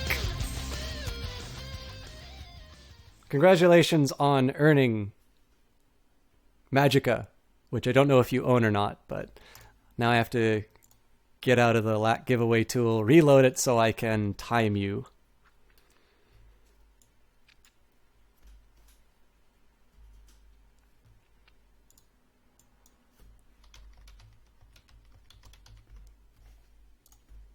Your timer starts now.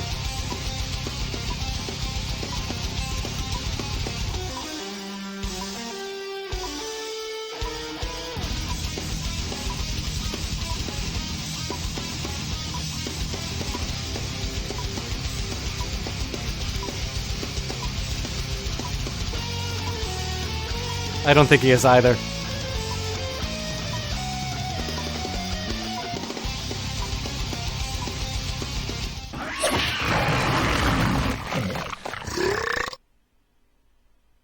All right, here we go again. If this takes too long to load, I might have to do another method. For whatever reason, the giveaway tool on my end stops when it gets to the end of the giveaway.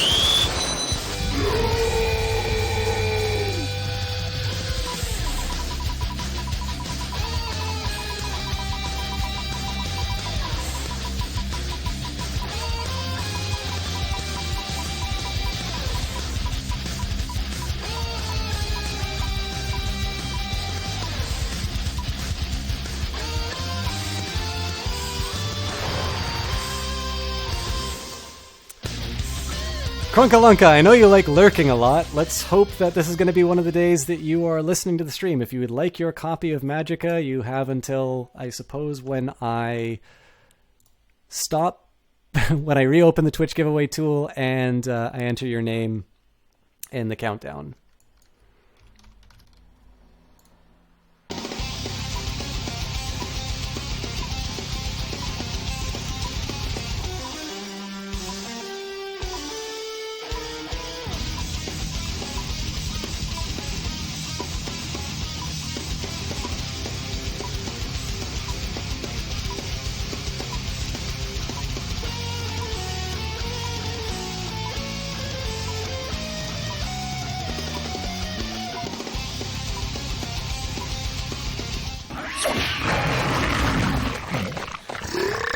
What a gong show. All right. Let's load it up. By the way, A2I21, thank you for the follow. I don't know if the normal announcement came through. I think what I'll do as well, I got to cancel out the people who weren't here. It's a little unfair if they come back, but I don't think... I do know both of them, so I think they will forgive me.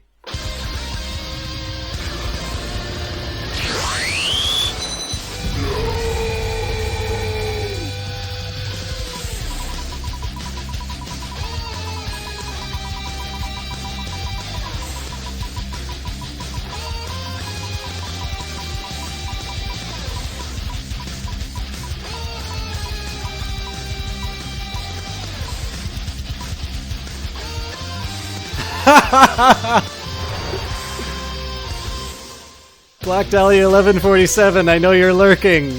I'm going to start the timer as soon as I can, but let me know if you would like to claim your copy of Magicka and you can hear me.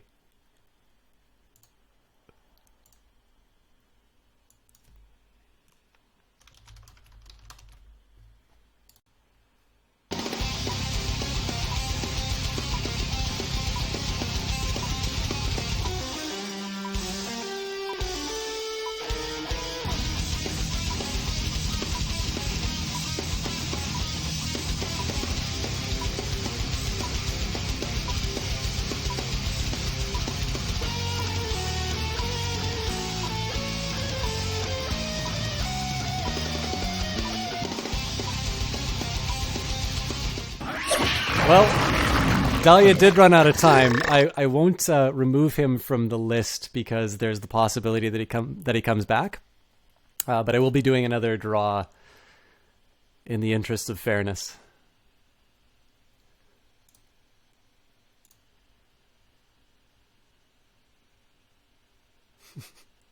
And A2I21, I was actually going to start up a Steam group for people who are interested. I'll let you know that I will probably embarrass you with my abilities, but yeah, it'd be cool to play some Dota 2, so...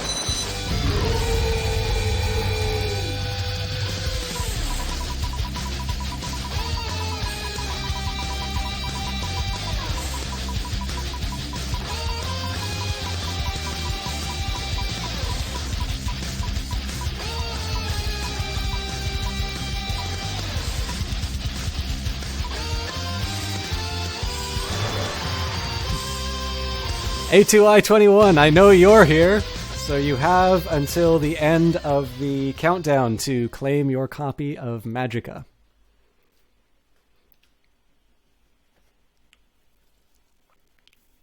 Hi, Black Dahlia. I'm sorry you are not included in the...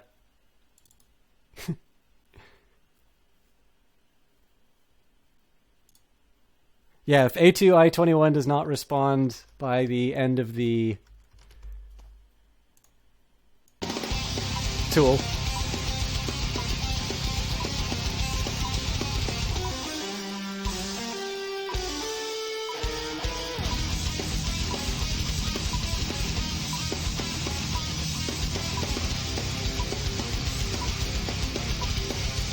Quick, speak up!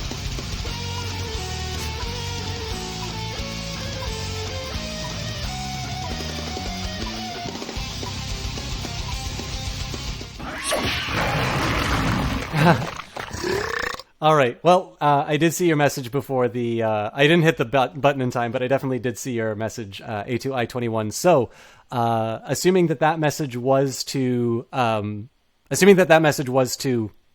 Actually, I'll show you what it looks like when I do hit the button.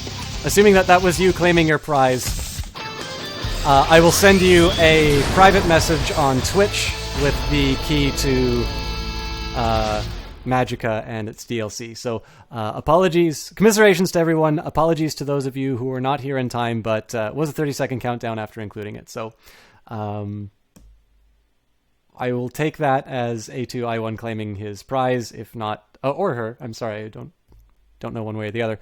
But that's it for the giveaways now. There will be other ones. Black Dahlia already knows that there is a MOBA that we're going to be participating in the beta on. I do have extra keys for that. I'd like to give those out when I've actually given some actual, plays, like actual video of that game being played. So I'm not giving out the Warhammer codes yet, but yeah, that's what we've that's what we've done for giveaways. So I'll add all this stuff on Twitter and that later. I won't subject you to any more of these videos. But I've been going about 3 hours now without a break. We've done sort of our teardown of Dota 2 as far as what makes it work as a game and sort of the broader strategy of it. What I will do to close out the night is I will take one of the games that I played with one of my higher ranked friends as something that we can watch as a case type or as a case study. I'll commentate it. I can't actually play Dota 2 on stream just because of my bandwidth constraints, but I do have the video saved. I definitely need something to drink though, so I'm just gonna put on, I don't know, something in the background. I guess it's not that compelling to have Dota 2 play in the back, but at least it will fit the stream title. So if you guys can just bear with me, I am going to get a drink, and we'll be back to close out the night with a Dota 2 game, assuming that Dota 2 does in fact load for me.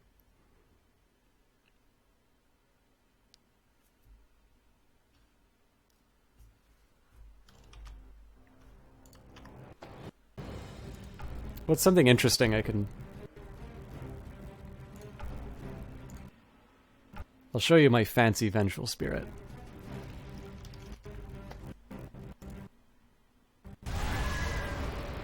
There you go. All right, I will be back in less than 3 minutes.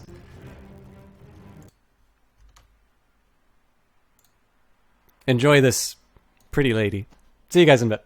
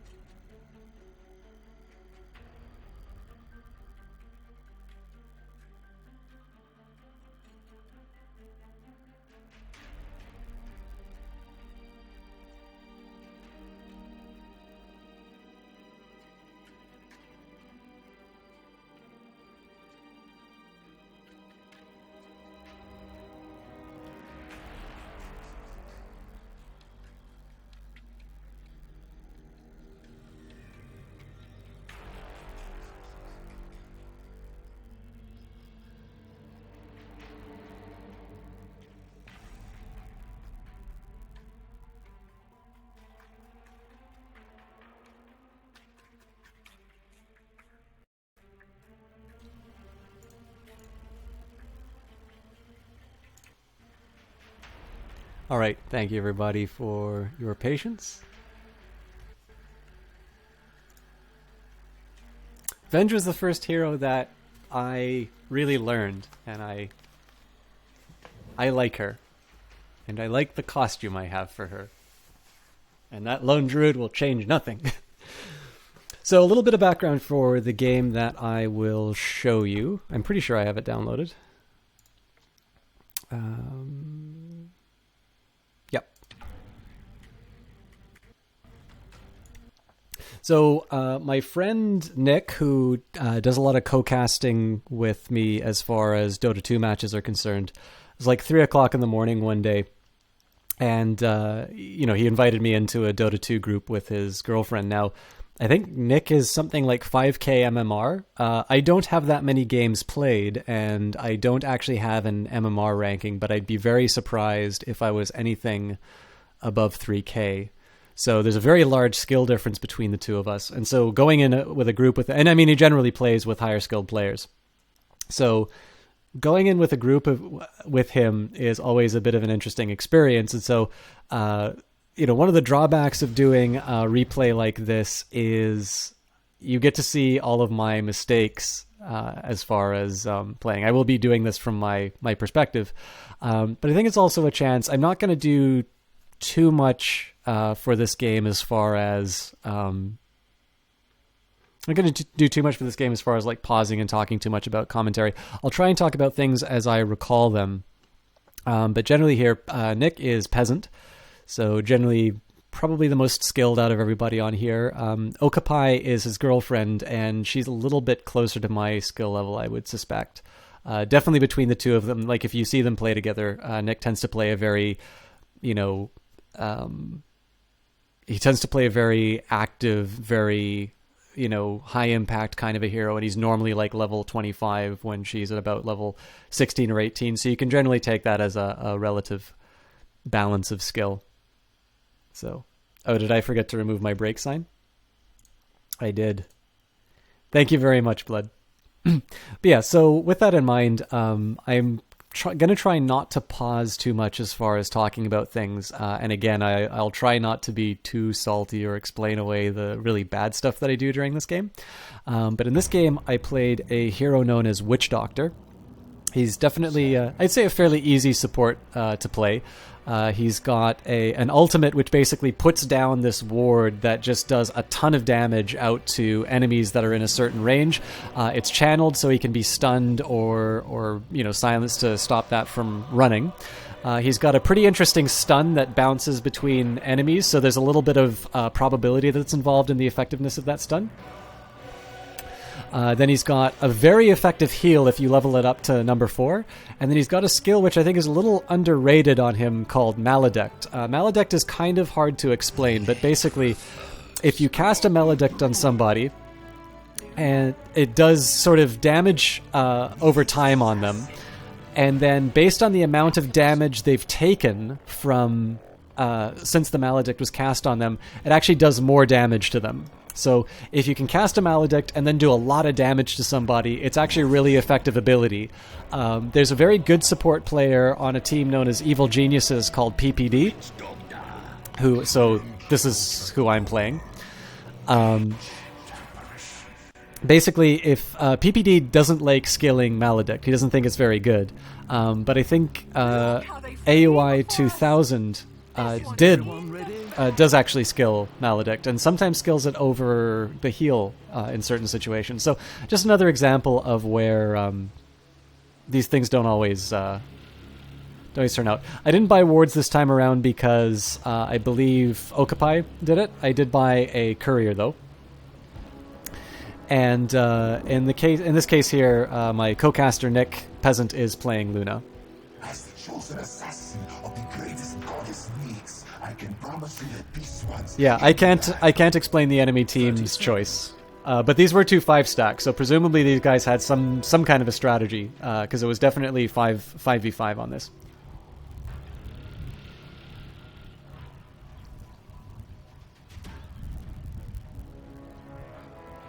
So I guess I can try and explain. Again, this is from a while ago.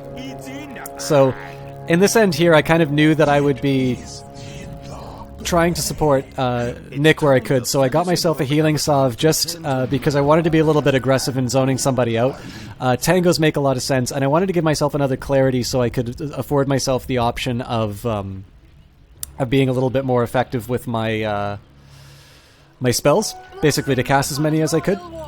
And then I just got the Ironwood branches to even myself out. I went along with him to capture that rune just in case there was somebody waiting for him. It does mean that we can't block the creeps, but in this case it didn't necessarily matter. And it turns out in this case we're going up against a lone druid. So you'll see why I brought the salve and the tangos pretty quickly.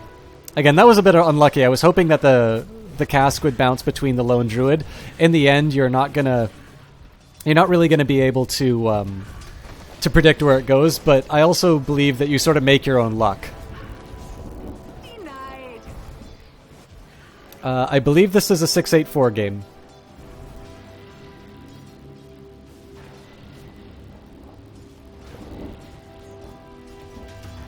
Now, one thing I can't explain here is why this Morphling came along. This is an example of how I wanted to use those casks, and what we're focusing on right now is he's being kind of careless with the bear, and I know I've got enough regen. That was the reason why I brought the salve, although I'm chewing through my tangos because I can afford them at the moment. And basically the whole point was to try and keep this hero phased out as much as we can. There's a little bit of lack of communication here. The creep wave winds up pushing up, and nobody is going to be doing that pull that I demonstrated before. So in this case here, I just tried to do as much as I can to make the lone druid miserable and basically let Nick farm up what he could. Although at this point I'm not necessarily doing anything helpful because the lone druid is already out. And the blood we're pushing spills. That was definitely an unexpected first blood, but she got it. So she did wind up paying with her life. And again, we've got this really weird tri-lane going on here where the Morphling is actually sort of taking away from the Luna. The Morphling's not really accomplishing anything by being here, but I think this is the point where I realize that we're not going to do that much with the tower, so I should be pulling the creep camp anyway. Hey, Sir Wedgie, how's it going? And of course, I failed to do my my pull correctly. Now, one of the reasons why I skilled Maledict, normally people will do the Voodoo Restoration, but I did the Maledict just because if you see the way that the Lone Druid's been playing, he's actually allowed himself to take quite a few hits. So I felt that we could probably leverage that. There's also 3 of us, so if a well-placed Maledict would potentially earn us a kill in this lane. I think I was late on this pull as well, but we'll see. Yeah, so this was the point where I sort of decided, okay, I need to spend a little bit more time in the jungle, even if that means that I'm running away. I can't remember if I got the kill on the bear or not, but the bear is actually worth quite a bit of gold. And I think I blocked Nick here. Yes, I do. He was dead anyway, but that was really stupid that he... Like, in the end, killing the bear is not worth losing the Luna for, so... I did actually block him, which could have potentially killed him anyway, but if you watch the replay... The projectile was already on its way to him, so I didn't necessarily create a death so much as I need to sort of admonish myself for it because there's a situation where that could have actually resulted in a death where he would have lived otherwise. I take it Clara's stream must be done, Sir Wedgie, where we did a teardown of Dota 2, and we're watching it in play. I'm playing the Witch Doctor. So this is Maledict landing. It's completely unnecessary because he dies. And in this case, I actually wound up getting the last hit on it. Now, in this case, because Nick took so much damage as Luna, I used my salve here, because in the end, we're definitely having a good time against this lone druid. In the end, I can use my clarity, I can get myself some XP, and I've got another form of heal available to myself if I come down to it. But basically, all of this gold I'm able to do things like upgrade couriers with. So I'm already well on my way to my boots, and I'm going to get myself a pair of arcane boots. But in this case here, we want to rinse and repeat. We want to just do as much as we can to make this lone druid sad, because in the end, he's going to feed us his bear and his life lots of times if he keeps playing like that.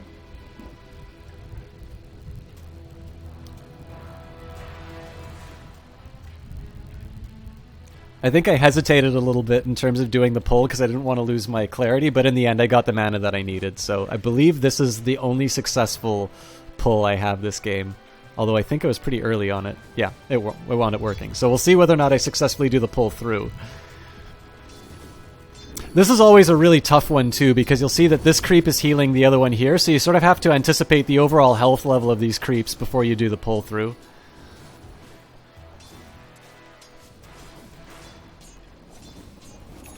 Holy crap, I actually did it.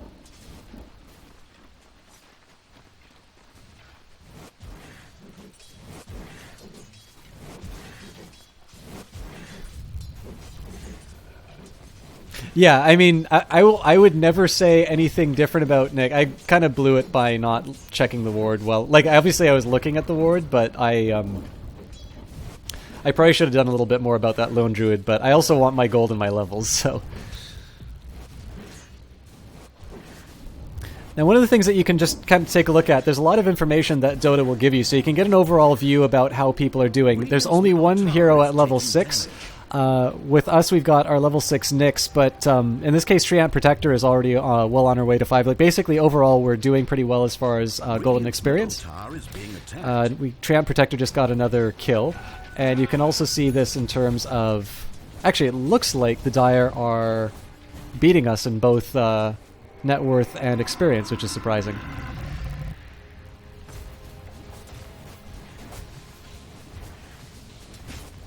But in this case, we have a fairly clear advantage. We'll do as much damage as we can to the tower. And another example of where the stun does a good job, and the Maledict will finish him off, but it wasn't necessary. Here we need to decide whether or not we actually want to do an attack. I think in this case, Nick got chased around, and what I was doing was... I think I eventually meet him by the rune just to make sure he's safe. There's definitely a TP came in, which was the Necrophos, but the Necrophos wasn't going to be able to do enough damage to him, and Treant Protector eventually realized what was going on, so he got the heal. That's another reason why Voodoo Restoration wasn't healed in this case, because Treant Protector was already going to be doing that... work. Again, one criticism about me is that I could definitely be doing more farming in terms of the jungle rather than sitting in this lane, because in the end, either Luna or Morphling really want to get as much experience as they can on that, and the fact that they have to share together is already a pretty big problem. Although, if I remember, the Morphling player wasn't that strong.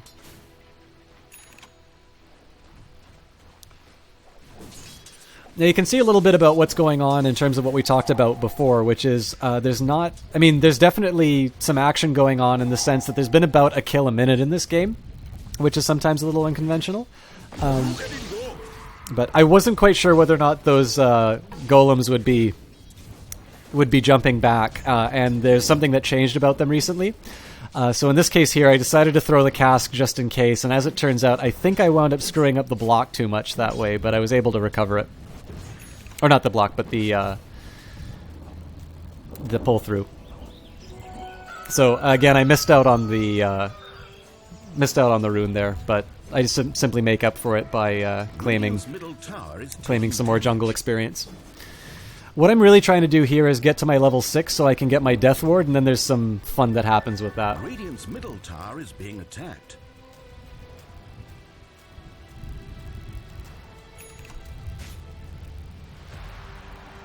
Another thing that this time in the jungle enables is me to get the Arcane Boots. So what this does is, rather than use a Clarity Potion or something like that, I'm able to give myself mana as well as my allies. Now again, one drawback with not having the Voodoo Restoration is that I'm not able to top up Peasant, because he's definitely playing very aggressively. Now again, it's working for us, but the drawback is that it...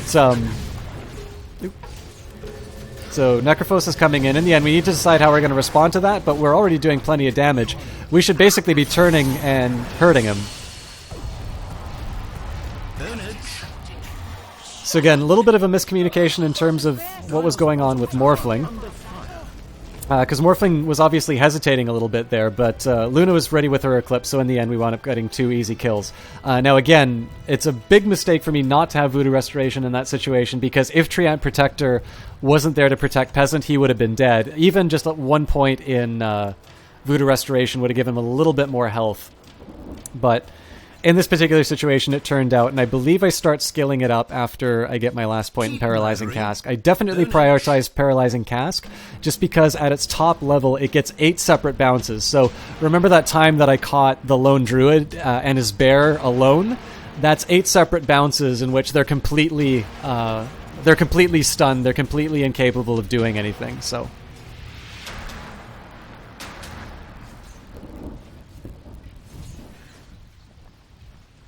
And again, you notice here that everybody else is just pursuing other objectives, so one of the best things that you can do is, unless there's somewhere else that you need to be, sort of make sure that you've got a hero in each of the lanes kind of taking up experience, because again, that's a good way of dividing those resources. Peasant comes back, I don't have any way of healing him, so unless he has an immediate danger, I need to find something else to do with myself.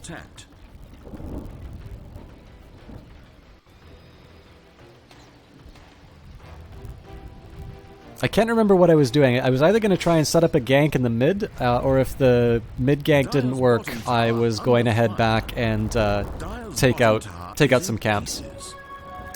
So I kind of realized I think I actually asked over voice chat whether or not he wanted to do anything about the lone druid, and then either he said no or I got tired of waiting and I just head back to the jungle. But this is an example of sort of bad use of my time, because in the end I'm not actually gaining anything by doing this. Although you do also want to be patient. Like, I could probably hang out somewhere in this corner here to, if I wanted to be more patient. Because, like, obviously the lone druid could see me there.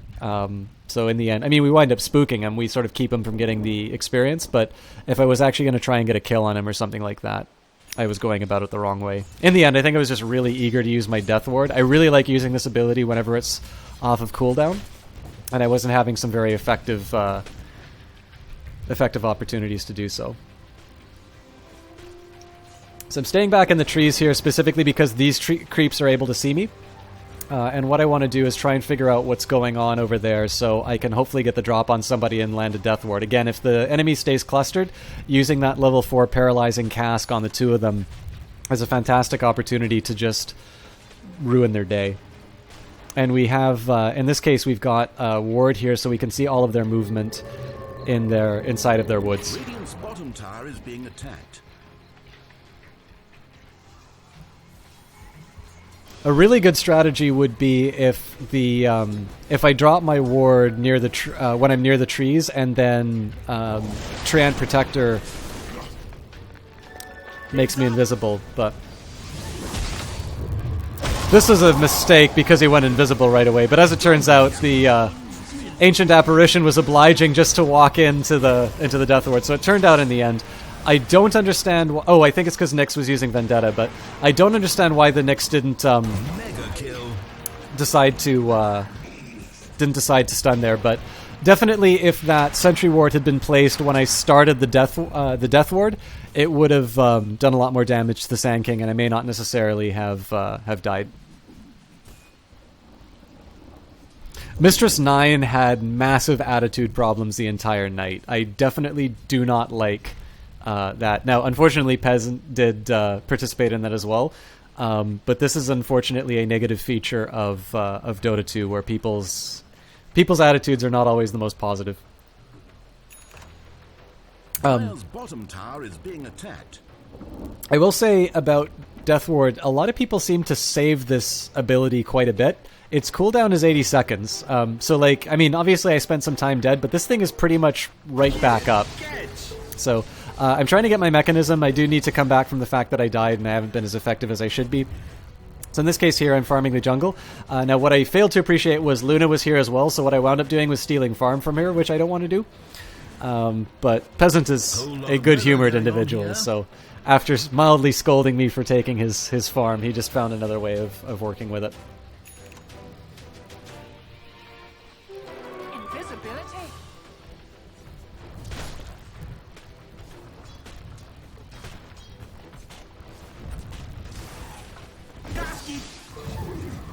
So again, that was just a really bad maledict on my part. I was slow to cancel it.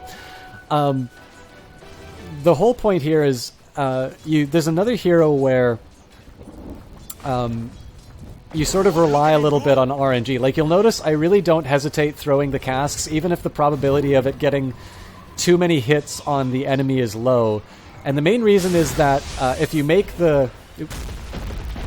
Believe it or not, I don't die here.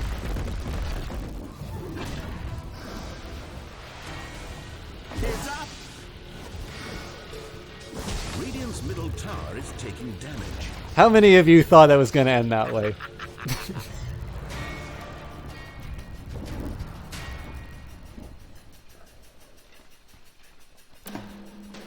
So the idea here is that Taking damage. A quality of murder, both sick and wicked. there's a hero called Ogre Magi who has the possibility of a multicast. Radiant's bottom tower under fire. What you want to do with a lot of abilities like that, assuming you have the mana for it, and assuming that you don't like, there can definitely be times where you want to keep the cask off of its cooldown. Like, it takes 14 seconds at this point to come back. So if I thought I was going to need that to do something like stop his epicenter, then it would have been a bad use of it. But basically, if the cask fails, you accomplish the exact same thing as if you hadn't cast it. If on the chance that you happen to get a lucky bounce, that's possibly a kill. So I like playing heroes like Ogre Magi and Witch Doctor for a number of reasons. I mean, they're easy heroes to play, but I really like the probabilistic ones simply because in the end, if you quote-unquote make your own luck, just like Lone Druid and getting roots, like if you create the opportunities for those quote-unquote lucky roots to happen, you wind up getting a lot more out of the heroes than other people do. And similarly, right, people tend not to use Death Wards to kind of get that last hit on a Sand King or something like that, but it's a kill that you get that you otherwise wouldn't. So in this case, it's not necessarily bad. Again, in this case, I missed my Maledict. I didn't anticipate properly on that. But in this case here, if you have a couple of bounces on a cask that keep the Alchemist in place a little bit longer, that's some extra damage that you can do. That's some time you can put down a Death Ward, some time that you can put down, some time that you can get some extra right clicks or something like that. So,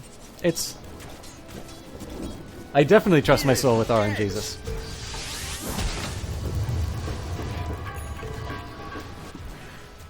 So again, the whole point of doing something like that is to maximize the damage. You can hear him say he's about to pop. The only reason he doesn't die... Actually, I can even back it up a little bit.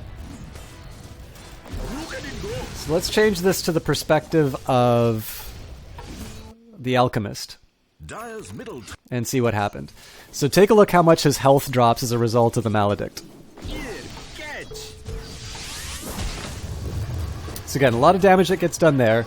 That's how much one does, and there's still more to do. So he does the right thing, and he casts his Chemical Rage, and that's just so he can get his regen up so he doesn't die from that. That's unique to that hero. Any other hero would have died as a result of that combination.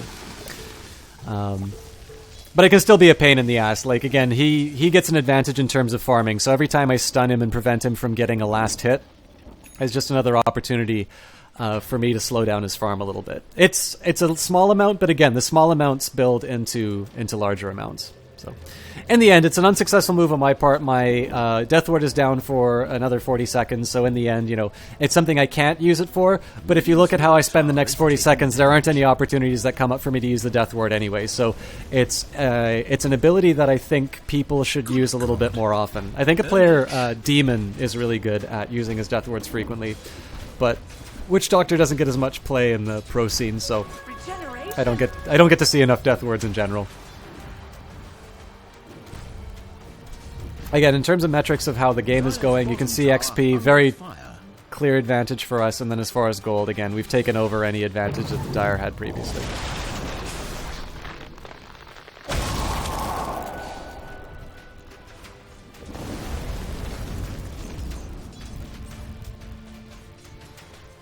So one of the reasons I didn't use my Voodoo Restoration here is the ability from Ancient Apparition prevents healing. I was going to hang out by Treant Protector to try and help out with that, but she ran away, so...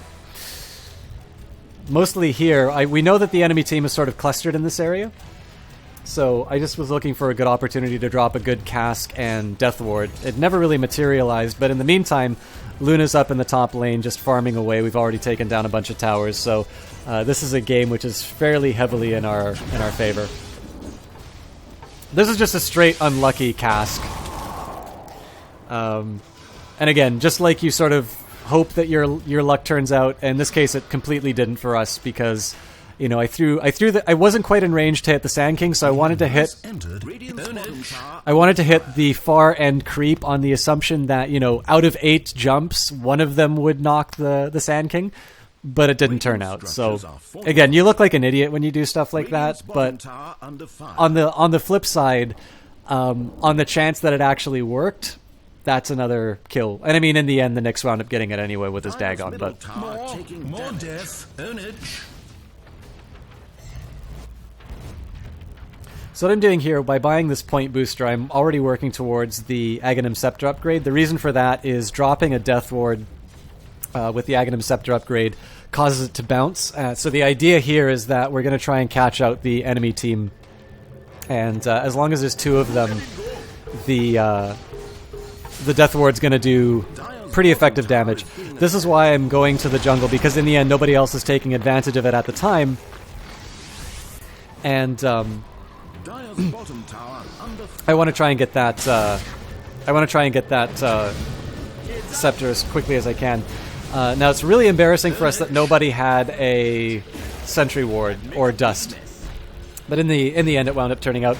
This Sand King was pretty ineffective in terms of using their stun and their escapes effectively. There's definitely other things they could do. Obviously, I recognize that this is a bit of a problem that we haven't been able to deal with the Sand King when he decides. Like in his case, invisibility is almost meant immortality. So I pick up the Sentry Wards to try and deal with that.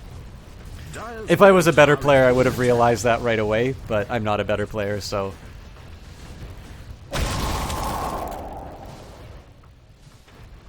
Dire's middle tower is being attacked. Double damage.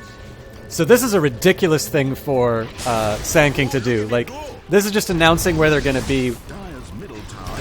I didn't drop the Death Ward right away. In the end, I did it, and I think I actually canceled it like an idiot. But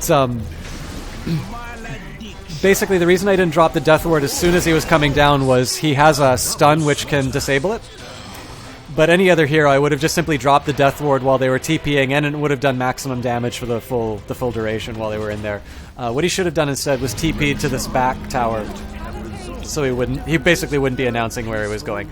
Now, in the end, the Maledict that I cast on him wound up getting me the kill. As you can see, I've actually got 7 from this game, and a lot of them are just coming from the Maledict, sort of finishing people off. Dire's middle tower is being attacked. So once the AA ult wears off, the Voodoo Restoration is going to do its work on Tree, and I pop the mech to healer here. All over their structures.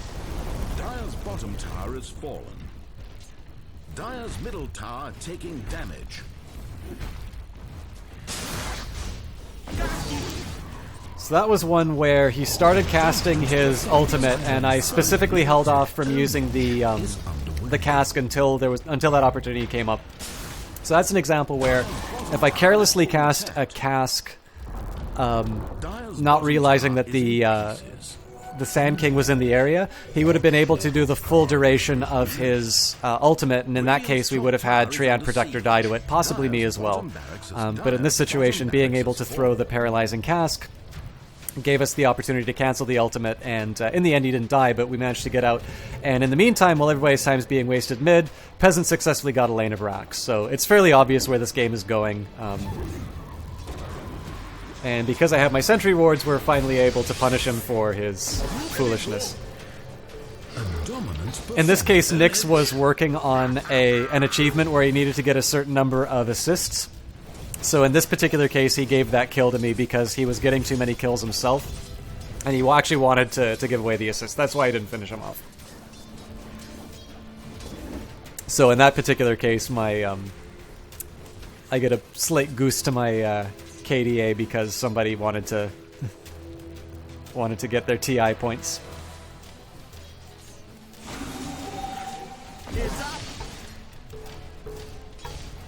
So this is actually the Morphling that cast the cask. Mostly he's just saying is like, oh hey, I wonder if I'm able to use your abilities, and then you realize you can, so that's where that came from. One thing that I did earlier that I maybe didn't articulate well enough, you'll see that occasionally I drop my point booster before casting Arcane Boots. The way that mana works in this game is that it's a percentage of what you have. So let's say I was at 50% mana after using my Arcane Boots. If I pick up my point booster, it's still going to make sure I'm at 50% of my mana at that new higher max mana. So dropping your health and mana items before you get something like a heal or a benefit to your mana is actually going to give you more health or mana overall. It's a neat little trick to do. Don't do it when the enemy team is around because they'll just destroy your items, but it's a good way of getting a little bit of extra utility out of things like Arcane Boots. Arcane Boots will increase a fixed amount, 135, but as a proportion of my total mana, I can control that by dropping something like the Mechanism and the Point Booster.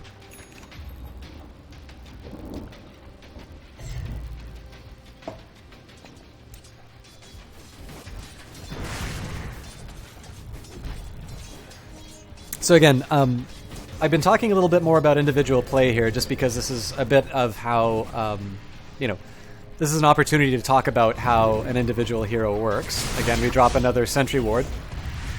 In this case, Peasant was the one to stun her, but I should be... Oh, I didn't get my Death Ward off precisely because Necrophos took me out. But one thing you can see is there's a pretty common pattern to what I do. Is I drop my cask to crowd control somebody.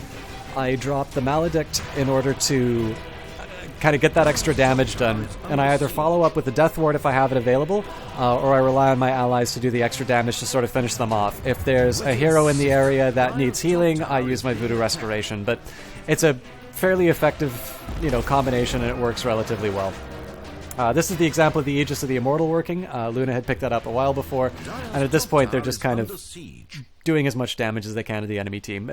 We've already taken 2 towers, 1 set of racks, so this game is effectively over, and at this point we're just racking up the score to make ourselves look awesome. So I'll talk a little bit about what you look at as far as objectives are concerned. Like, clearly we're taking advantage of our strength in terms of weakening their base. One thing I didn't mention is when you destroy a set of barracks, the creeps in the lane get stronger. I think Peasant actually winds up dying here. Let's take a look at his vision. Yeah, he definitely got overzealous in this case. So again, even though you have a major advantage in the game, it doesn't necessarily mean that you're immortal. So I think 3 of our team wound up dying as a result of overextending there. We did wind up getting the second lane of racks, but basically in this game, if you have a lane of racks that is destroyed, the creeps get stronger. If you destroy all 3 sets of barracks, then you get mega creeps, which are extremely difficult to kill. One other thing I'll talk about as far as strategy is concerned, you can sort of see how it works. Like, I've been making some use of our woods, and if you kind of take a look at the position that we're in relative to the enemy, we've got a few wards and Treant Protector wards sort of located in key places in their jungle. So we can we're starting to draw kind of this noose around them over here. Again, drop another Sentry Ward so we can make the Sand King miserable.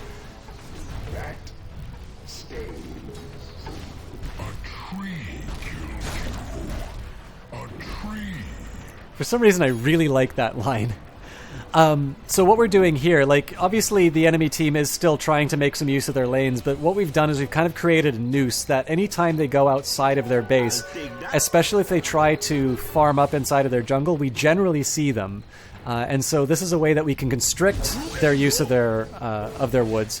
Whereas in my case, I'm already working on my next item. I've got my Aghanim Scepter. I'm throwing my casks to try and limit the amount of damage that I take from the creeps.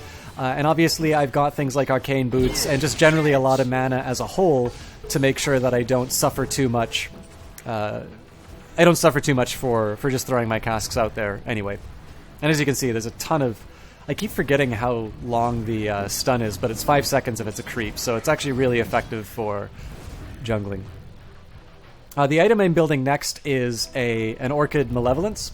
So the reason for that is basically to just stop a few of the abilities that people find annoying. If we find the Sand King, we can prevent his ultimate or his stun. What I really want to use it on is the Necrophos, because the Necrophos has an ultimate which holds people in place and does extra damage based on the health that's missing.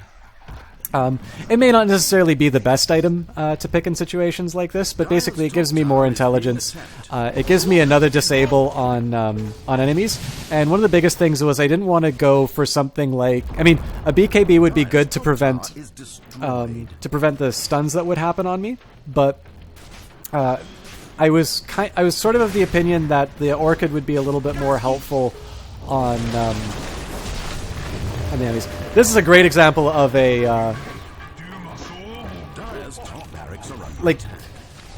so there's different wards that you can cast. Ideally, you have multiple enemies in it, so you got a chance to see some of the bounce.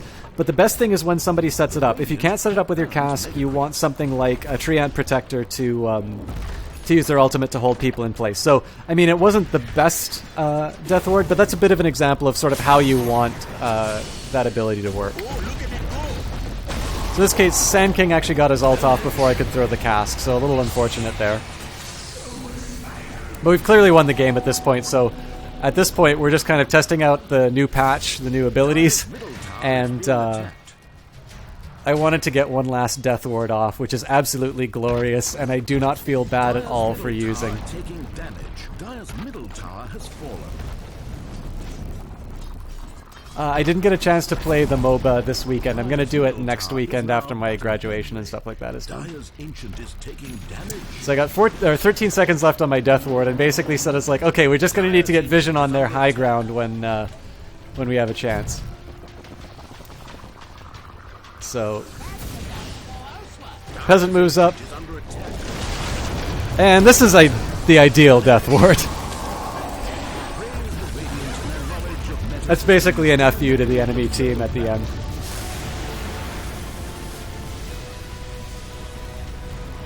And again, for the crappy attitude that Mistress 9 sort of demonstrated the evening that we were playing, to their credit, they did do GG and didn't give any of the sass that they were giving during the play. So, I'm sorry, I don't necessarily like doing sort of stompy style games in terms of demonstrations. But that was the most recent pub game that I had downloaded, and I sadly can't play live games. So I hope that kind of gives you an example of how some of those principles translate into actual strategy. You know, by all accounts, there should have been at least 3 or 4 players that were better than me on that enemy team. I know Nick is definitely a good player, and we generally seem to play relatively well together, so there may be a slight advantage in there. But in this case here, again, sort of maximizing our use of our resources and minimizing the use of others. So Black Dahlia's message actually raises a good point, which is there is the Dark Nexus MOBA. It's a Warhammer 40k MOBA that is being developed by a Vancouver studio. I didn't get a chance to play it this weekend just because of some other obligations that I had, but I believe they're running test weekends. There are some codes that I have for it, so once I've gotten a chance to play it, and who knows, maybe I will appear on Dahlia's stream so I can yell at him while we're playing that. But we'll be giving away some keys for that MOBA once I've had a chance to sort of play it and give people a demonstration of what's going on with that. So there will be more giveaways in the future. I will definitely give A2I21 his copy of Magicka once I am done for the stream tonight. Should show you the... no. This is what it gives you in terms of the end of the game as far as a scoreboard. So this is one thing that I wanted to show was like basically overall reports. So the things that people focus a lot are kills and deaths. So 11 kills, 2 deaths, Morphling 3 and 1. Generally, you don't see Morphlings do this. Treant Protector 4 and 3. This is a lot more common for a support hero to have a low number of kills and ideally a low number of deaths. Nyx had a fantastic game, 17 kills, 0. Luna, again, similar to a carry, high number of kills relative to deaths. And then one thing that is underappreciated but actually quite important is number of assists. Ideally, you want to have a lot of assists on your supports and maybe a lot of kills on cores if you want them to get the maximum value of you want to get the maximum value of the sort of the resources that come from that. Other metrics that are equally important in my opinion, one, you can take a look at the items that were built just to see whether or not they were worthwhile. Again, I don't agree with this Morphling build. These Boots of Travel, like if you look at it, Boots of Travel and Aghanim Scepter, this is not really doing anything. This is a bit of an indication in terms of why his score looks like this. Whereas if you take a look at Luna, you know, Monkey King Bar, Manta Style, Helm of the Dominator, these are all very standard items for Luna to build, and they're all ones that are oriented towards her doing as much damage as she can. Another metric that's really important, number of last hits. So Luna probably had the largest impact in the game. It also has 257 last hits to her name. I have a fairly paltry amount of 65, but again, I'm not necessarily designed to be getting a lot of last hits. Morphling had 31, the lowest in the game. No, the Ancient Apparition had the lowest in the game. This is definitely not what you want to see on a core hero like Morphling.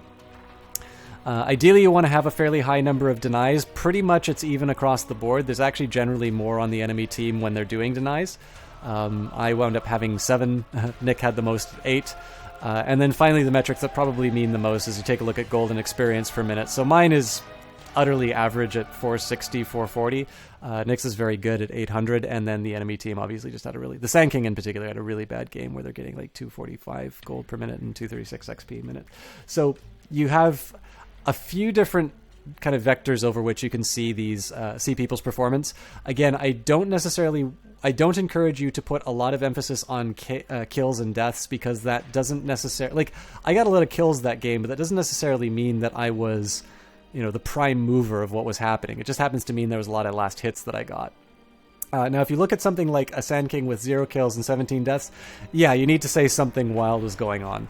Possibly the same, you know, thinking that results in a Hand of Midas and a Sentry and Arcane Boots, but no Blink Dagger. Now, I can say we did also a fairly good job of shutting down that Blink Dagger, so I think at some point he just said screw it and bought whatever he wanted. But, again, the key to these things are not, like, it's very easy for me to look at this and say, okay, I won this game, so I'm good at Dota. What you generally want to do is you want to look at cases where things didn't work properly. You know, even little things like me blocking Nick when, I mean, he was dead anyway, but for situations where he possibly wouldn't have died, those are important to look at. Situations where, like the Sand King kill that I got was partially luck. I definitely shouldn't have been in a situation where he did that much damage to me. I should have calculated the risk a little bit better, and it just happens that turned around a little bit better.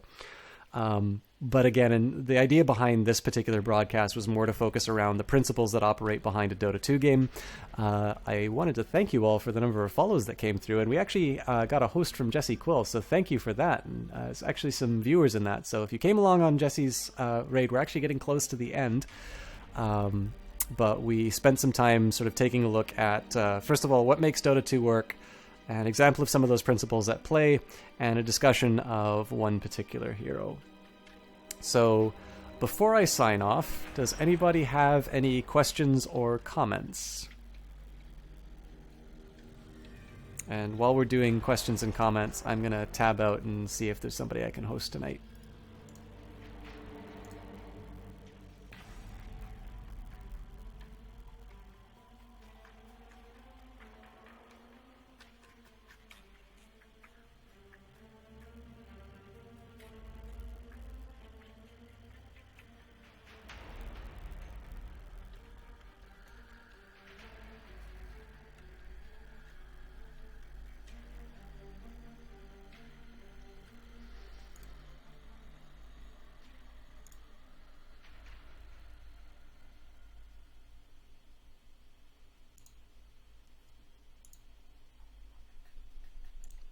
Twitch is being slow in generating my the list of people I'm following. What is your question, Black Dahlia? When am I going to play more Crusader Kings? Yeah, I'm playing all the games you don't like. Dota 2, Crusader Kings. I will play Crusader Kings 2 on Friday, and you are welcome to join.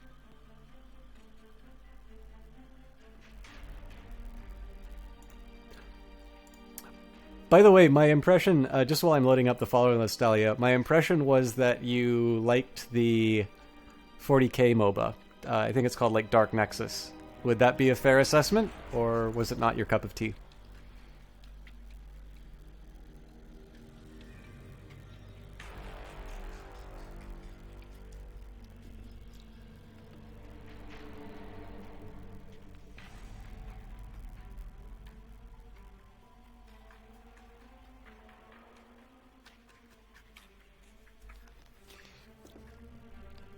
All right, this is mildly ridiculous, the amount of time that... Question, when do we throw Dahlia down a well? The next time I'm playing a co-op game with him. That's a promise.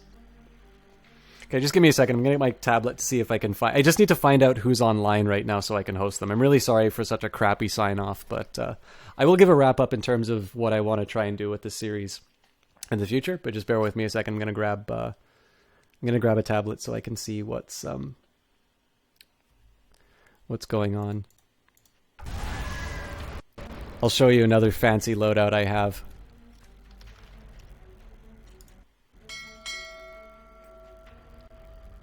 I can even make him Admiral Swaggins. What a pimp.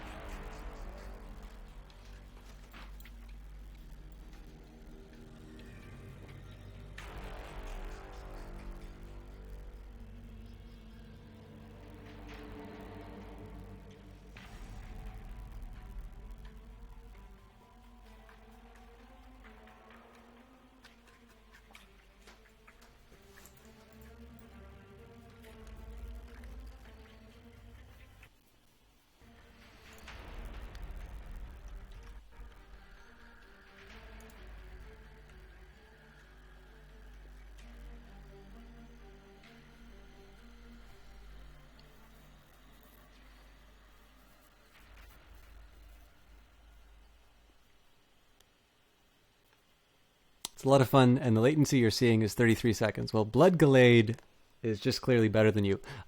Is Alaskan Savage streaming? If not, I know who I will host.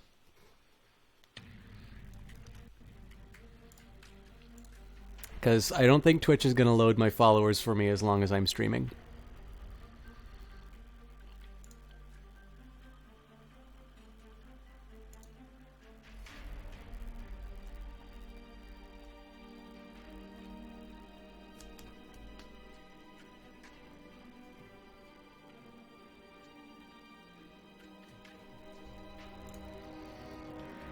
Savage is not on? Okay. So I think I know who I can host then. So in terms of this overall series, this is basically an effort to try and analyze Dota 2 kind of from its RTS origins, talk a little bit about the objectives of the game, how to sort of navigate them to orient players more towards making decisions sort of on their merits rather than on sort of received wisdom, which I think is a way to get very frustrated with the game. The next thing that we're going to be doing as part of the series is talking about the teams from the TI 5 invites. So kind of a follow-up from the test run. I made some predictions as far as what teams would get an invitation. My predictions were EG, Secret, Vici, Cloud9, Empire, Invictus Gaming, Virtus Pro, LGD, and Newbie. And then I also did a prediction for Na'Vi, but that was the one that I was most uncertain on, and I actually pointed out that there was a problem in the sense that I didn't have any Southeast Asia teams being represented. So Na'Vi was certainly my weakest choice and the one I was most uncertain with. As it turns out, all of these were correct, save for the Na'Vi pick, and it was Team Malaysia that was invited, which I think is a good choice. I'm not entirely sure they have... there's a lot of good players on it, and it's actually important to remember that they have been to TI3 as Team Orange, and most of them have been to TI4 as Titan, and I believe the ones who weren't on Titan were on DK. So certainly they've got the background. I'm not entirely sure the games they've played have necessarily been equivalent to some of these other ones, but then the same could be said of Newbie. We just got through on... We got through a tournament, the Summit 3, which sort of gave us a bit of an indication in terms of sort of where people are standing inside the pecking order. I'd say the teams definitely to watch right now are EG, Secret, and Vici. The teams I think that are interesting and people appreciate Too Little are Empire, Virtus Pro, and LGD Gaming. I'm not necessarily sure any of these three can take the top spot. I think it's between these three teams. And to be honest, I'm not that thrilled by Cloud9, Invictus Gaming, or Newbie. I'm still not quite sure where I put Team Malaysia in all of this. But I can't make a prediction on who I think is going to win. But one of the things that I want to do for this overall series is to talk about the... It should be actually giving an indication of what's happening with the qualifiers. So the remaining invites are going to be between these invitational qualifiers that are hosted by Valve. These invitational qualifiers will have, it's for 4 regions, and then there's going to be an open qualifiers where basically anybody can form a Dota 2 team, go in, and if they win those qualifiers, they get kind of brought into the invitational. If they win the invitationals, they go to TI5. And if you're in TI5, you potentially be the one to win TI5. I don't think that's going to happen. I think anybody who's going to go through the regional qualifiers is going to place quite low in the overall pecking order. I don't even know if Navi is even going to make it to TI5 this year, to be completely honest with you. But one thing I want to do is start doing some biographies on some of these teams, because I think one of the problems with TI4 was people didn't necessarily know that much about the teams that made it to the end. So like Vici Gaming made it to the end, Newbie made it to the end, and not a lot of people necessarily knew that much about those teams, whereas people knew a lot about, let's say, something like Evil Geniuses or Cloud9, who, most people thought at least EG would be making it to the finals. So one of the things that I'd like to do is maybe talk a bit about, who these people are, some of the things that have led up to TI5, and just maybe create some of the narrative that isn't always appreciated, because to me, that is one of the big parts of spectating Dota 2, and one of the things that makes it interesting. Part of it is appreciating it as a player, and then turning around and seeing what these pros are capable of doing. But when you get into a tournament, I think the narratives and some of the drama that happens in terms of who these people are and the context under which, if you get beaten by a team and, it happens that player was kicked out of that team, that means a little bit more than just, these are a bunch of Russians who are playing Dota 2 or something like that. So I definitely need to find a way to make it a little bit less rambly than it was tonight in terms of talking about these players. Generally, I want to make sure it's a little bit more concise and get people interested to do some work on their own account and looking at who these teams are. But that's generally the plan about where we'll be going with Dota 2. Obviously, though, that's not going to be all of the content. When I come back tomorrow, it's going to be just regular games. I haven't decided what game I'm going to play yet. We just finished Shadowrun Dragonfall, but we might go back to Darkest Dungeon. We might play Antichamber. We'll figure it out tomorrow. But you've all been very good to me. Again, thank you everybody for the follows while I did this. This is definitely something new for the channel. I hope you guys enjoyed it. And we will close off the night by hosting Mantastic, who is primarily a Hearthstone player, but somebody who I met at the Vancouver Twitch meetup. Somebody who's entertaining to watch. And I definitely want to pass on the good spirits that I've received from you guys. So we've had 3 hosts tonight. Very special thanks to Superior Blaze, Jesse Quill, and Black Dahlia. All fantastic streamers who I think you guys should follow if you haven't already. And we will be back Monday. Have a good night, everybody, and thank you again for stopping by.